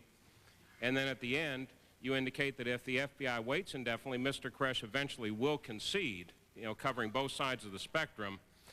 And then you also say the risks of a tragedy are there, despite some efforts by a previous questioner to defy all semantics and logic, and even you didn't stand by for this. That reference to a tragedy doesn't refer to anything in the past, it refers to something in the future. What was the point of this memo to the Secretary if, in fact, you've already stated that there was no reason to notify the Secretary of things outside of his area of responsibility, and you believe that this was outside of his area of responsibility?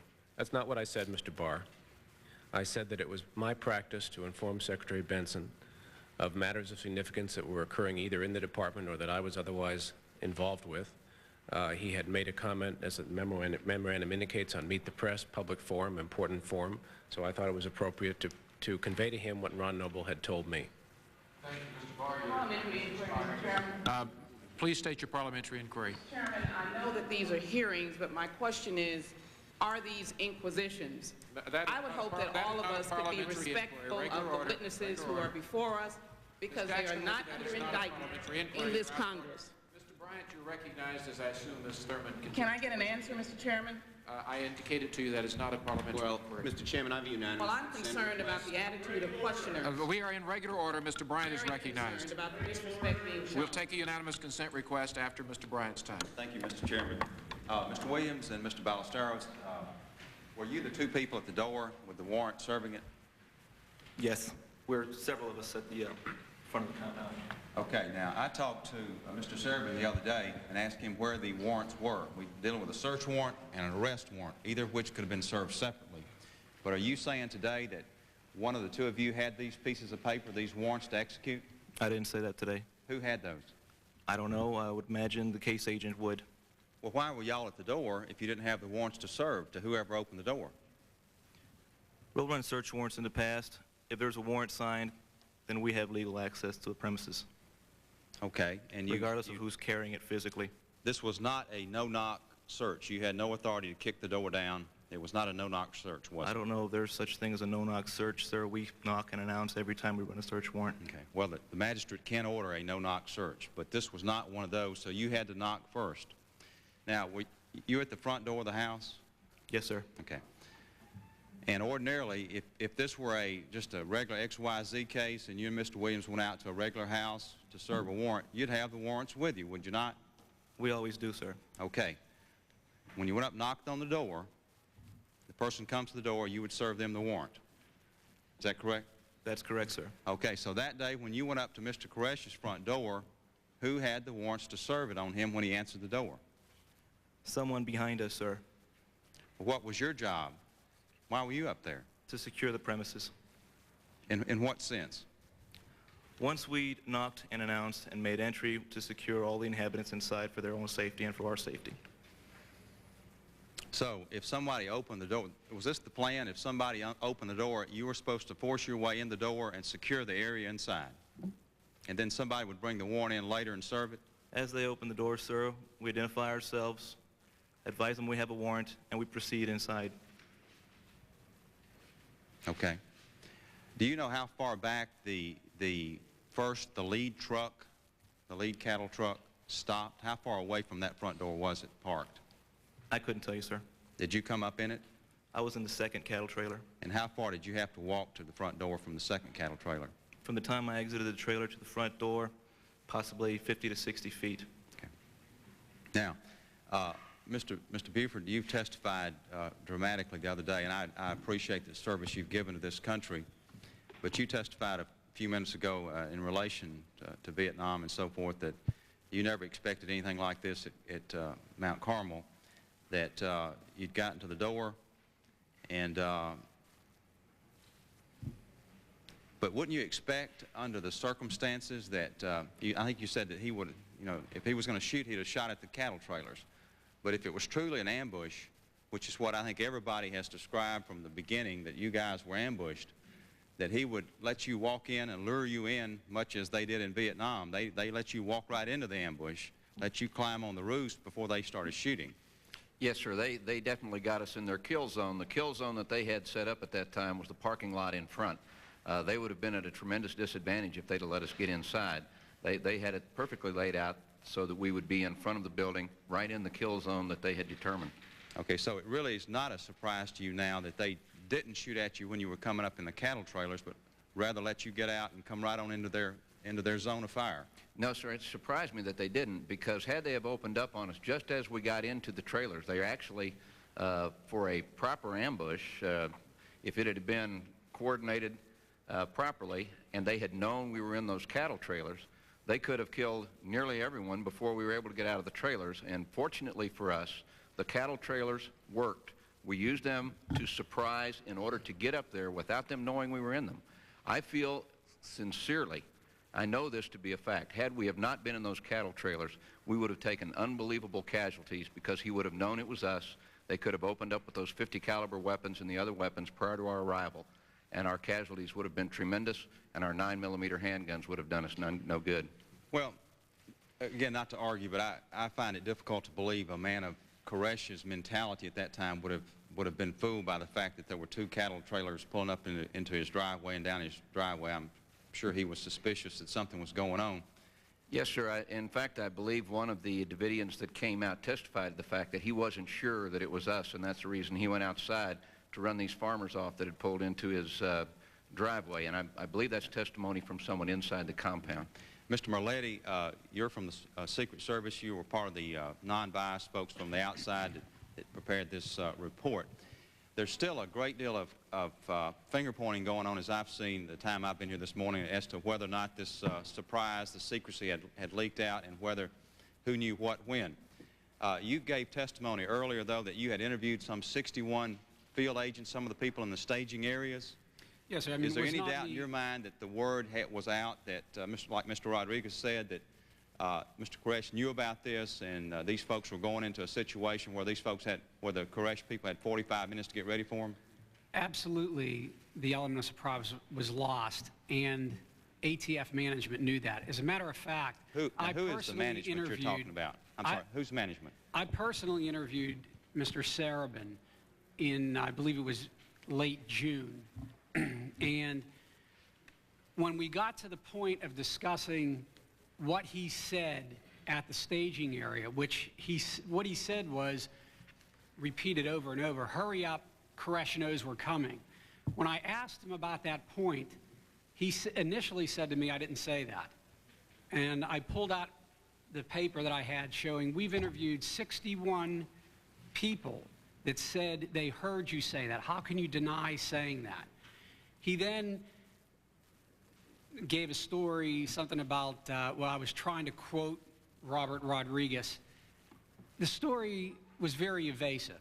I then told Mr. Sarabin that we were going to break for lunch and that I would be back in about an hour and a half. There were two people conducting the interview. It was myself and another agent named Fred Clare. We returned about an hour and a half later, and we walked into the room, and Mr. Sarabin was sitting at the table. I'll never forget, as I was taking off my coat and hanging it up, he said to me, "What did you bet?" I said, what do you mean? I thought he meant, did I go out during lunch and buy a lotto ticket? And he said again, what did you bet? I said, I don't know what you're talking about. And he said, I'm sure you all made a bet on what I was going to tell you when you came back. I said, we made no bet. As we were sitting down, Mr. Sarabin spontaneously said, I knew, Koresh knew we were coming. Mr. Clare asked him on a scale, a percentage scale from 0 to 100, how sure were you that you knew Koresh knew you were coming? He said, I was 100% sure. We then went to Main Treasury with Mr. Sarabin, at which time he repeated this story in front of the project director, Mr. Moulton. He then told us, I feel that I need to call Phil Wynowski this evening to tell him that, in fact, I have told you what I told you today. The next morning, we met again to continue the interview. At the beginning of the interview, Mr. Sarabin said, I want to make a few points. Number one, I want to change the statements I made yesterday as to my knowledge of Koresh knowing we're coming. We asked, what are you doing? And again, an evasive story. We asked, who did you talk to last night? And he said, Phil Wynowski. Thank you, Mr. Bryant. Your time has expired. With Ms. Thurman still reserving her time, I yield to Mr. Blue. Thank you very much, Mr. Chairman. I'd like to thank all the witnesses for their testimony. These are difficult issues, and I hope you'll bear with the committee as we ask some tough questions here. I want to get back to the question of intelligence and the undercover operation, because I think this is very important. I think that some of the problems associated with the undercover operation and the intelligence clearly led to this tragedy for the ATF and those agents and their families. And I wanted to ask some very basic questions, Mr. Rodriguez, if I could, about the undercover operation. Did you use a different name when you interacted with the Davidians? Yes, sir. What was that name? Robert Garcia, not Gonzalez. Not Gonzalez, as had it initially been. How did you first approach the Davidians, and how did you manage to gain their confidence? You want a long story or a short story? Short. We decided to made a plan to walk in and ask them if they wanted to sell a horse walker they had in front of the yard. And since we had been pressured to to go in and infiltrate.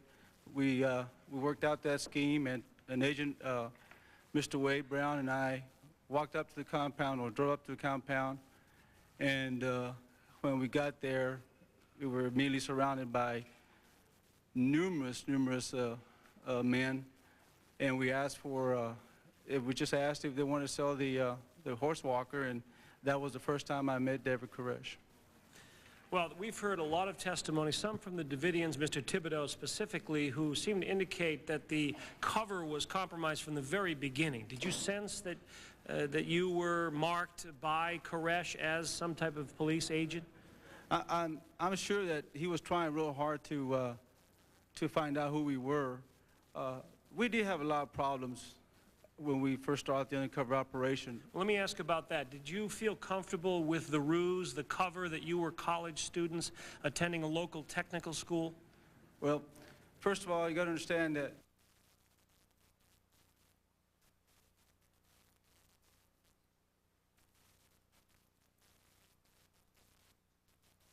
everything was already set. When I first got to Waco and first saw the compound, and we saw how the operation was running, all of us knew, or myself knew, that we were going to have problems. It was just too obvious. Too obvious. Did you report these to your superiors, these feelings that you had that the intelligence operation was not up to? I did advise Case Agent Debbie Aguilera of the situation. Let me ask you a couple more questions that have been brought up, and I want to get your reaction to it with regard to the undercover operation. There have been reports that women who were not ATF employees were brought into the undercover house on at least one occasion.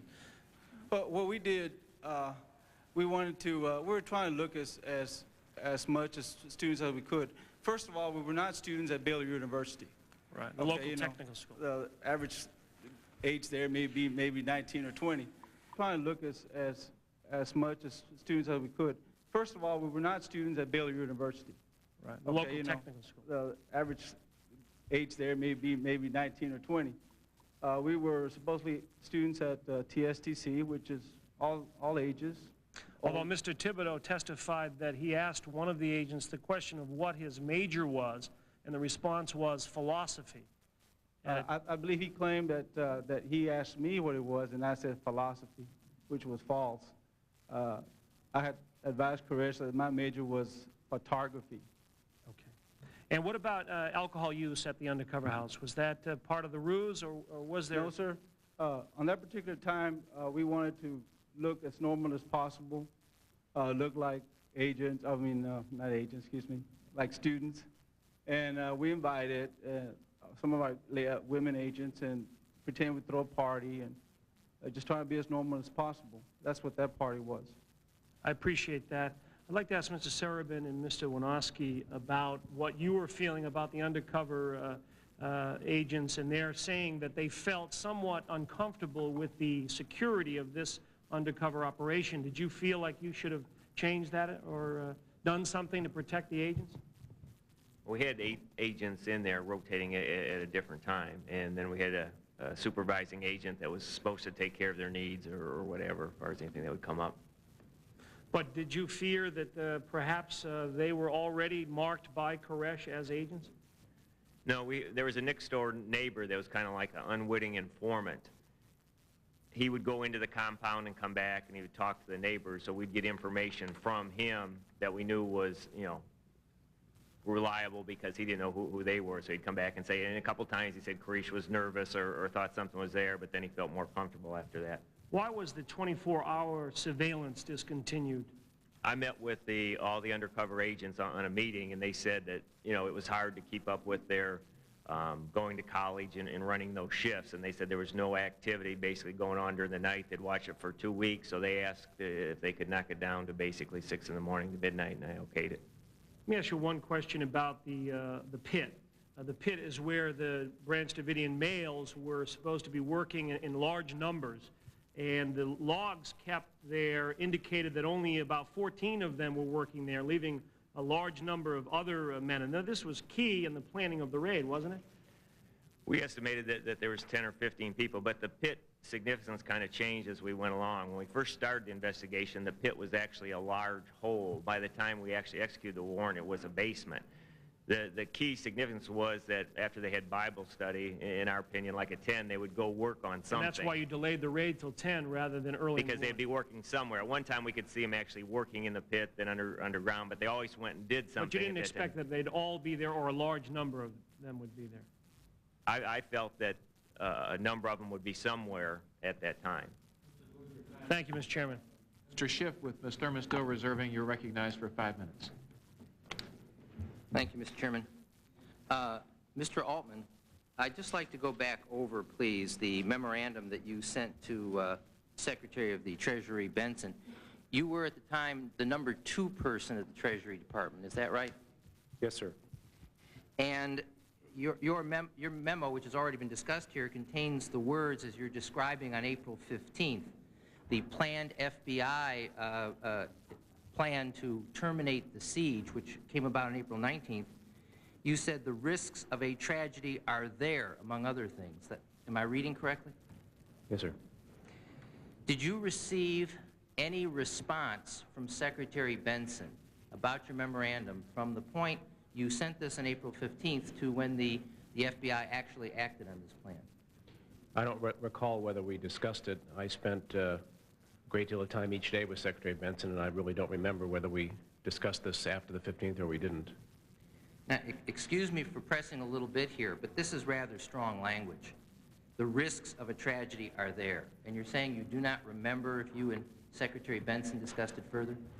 No, I was reflecting an instinct. I know nothing of the technical issues, of the assault-related issues, the gas. My reaction was just an instinctive one. But you felt it strongly enough to send a memorandum to your boss at the Secretary of the Treasury? Yes, but I sent such memoranda very regularly on all sorts of matters. Did it occur to you, well, Secretary Benson has already testified earlier, as I think you know, that he considered this matter no longer the Department of Treasury's responsibility because it had been turned over to the Justice Department. And of course, it had been turned over to the Justice Department.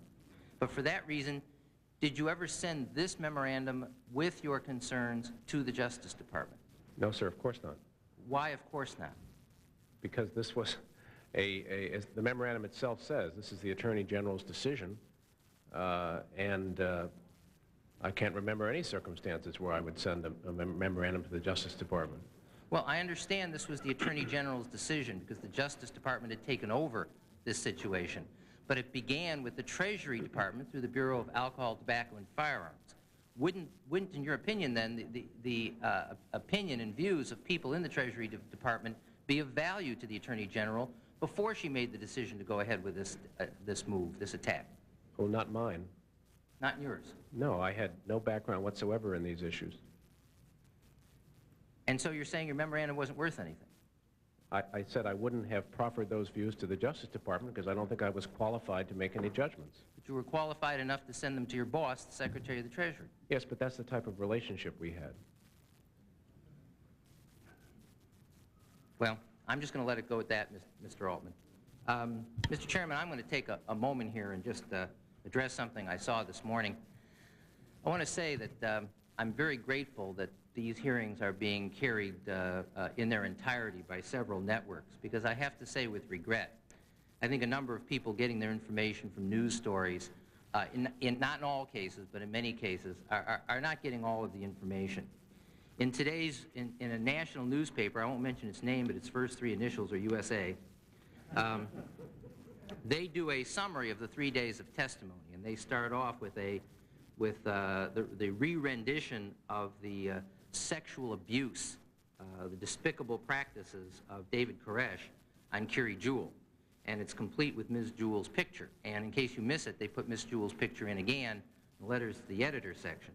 And after doing that, they say, other witnesses testified about the now controversial use of the military in training agents for the raid. Well, with respect to that section, it's a little like saying, other than that, Mrs. Lincoln, how did you like the play? What was going on was that the military was being misrepresented to get them to provide training they would not have provided under military policy, because there was this mindset There was this mindset that ATF was going to conduct a military raid and nothing was going to dissuade them. And speaking of concern for children, I think it's terrible, terrible tragedy what happened to Carrie Jewell in that compound that she testified to. But speaking of children, the child caseworker from the state of Texas, Joyce Sparks, testified before us that in her opinion, the plan for a raid was a fatal mistake. And her words were, when I saw those ladders going up on television, I knew children were going to die. And my concern, Mr. Chairman, is that unless people have had the opportunity to see all of these hearings, they're not getting a lot of that information. That the tragic abuse which occurred to Carrie Jewell was inserted in this hearing to do to the headlines and to the media reporting exactly what it's done. I say that not because child sexual abuse isn't important. Of course it is. I used to prosecute such perpetrators many years. But the Bureau of Alcohol, Tobacco, and Firearms, it should again be emphasized, was making a raid to search for weapons violations and to conduct an arrest for weapons violations. If they were concerned for children, they would have listened to the caseworker who was working with those children, who warned them that this was an error. With that, Mr. Chairman, I yield back to you, Mr. McCollum, any time that I may have remaining. Well, I thank the gentleman for yielding. We're approaching the point in time where we want to take a lunch break. We're getting quite late into that. Ms. Thurman and I are the only remaining panelists who are presently up here who have not questioned this panel. We are not wanting to have a second round of questions completely through this because the time involved, if we can avoid it. But there are quite a substantial number of very significant, specific questions that only the ATF and some of you who are here today can answer that really should be brought out. I think the public needs to have us ask these questions so you can respond to them. And they've not yet been asked today.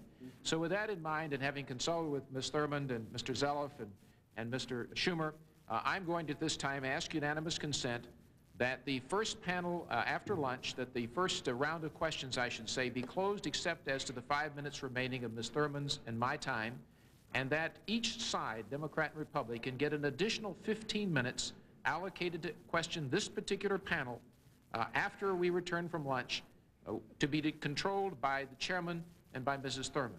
Is there any objection?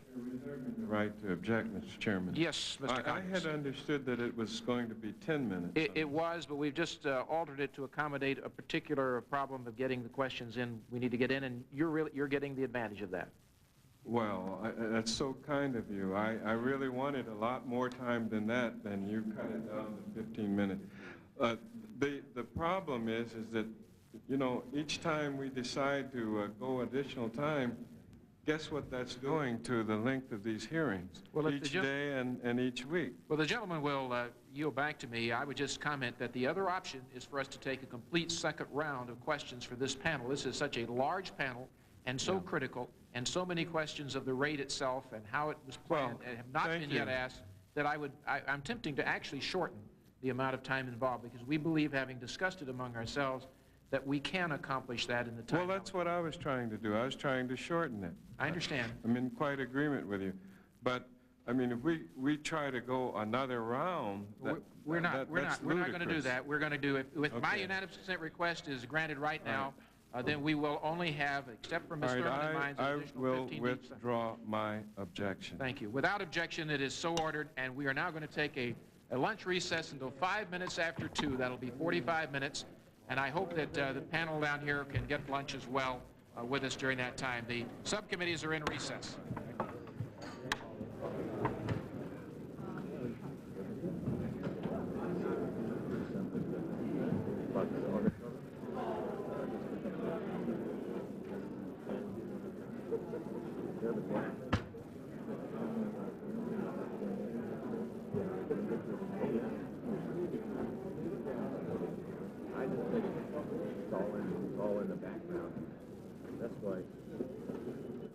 This Joint House Subcommittee hearing on the Waco investigation will continue in just a moment. First, some program information. Tuesday night on our companion network C-SPAN 2, the Senate Whitewater investigation. You'll see Day 4 of hearings held by the Senate Special Whitewater Committee, chaired by New York Republican Alphonse D'Amato.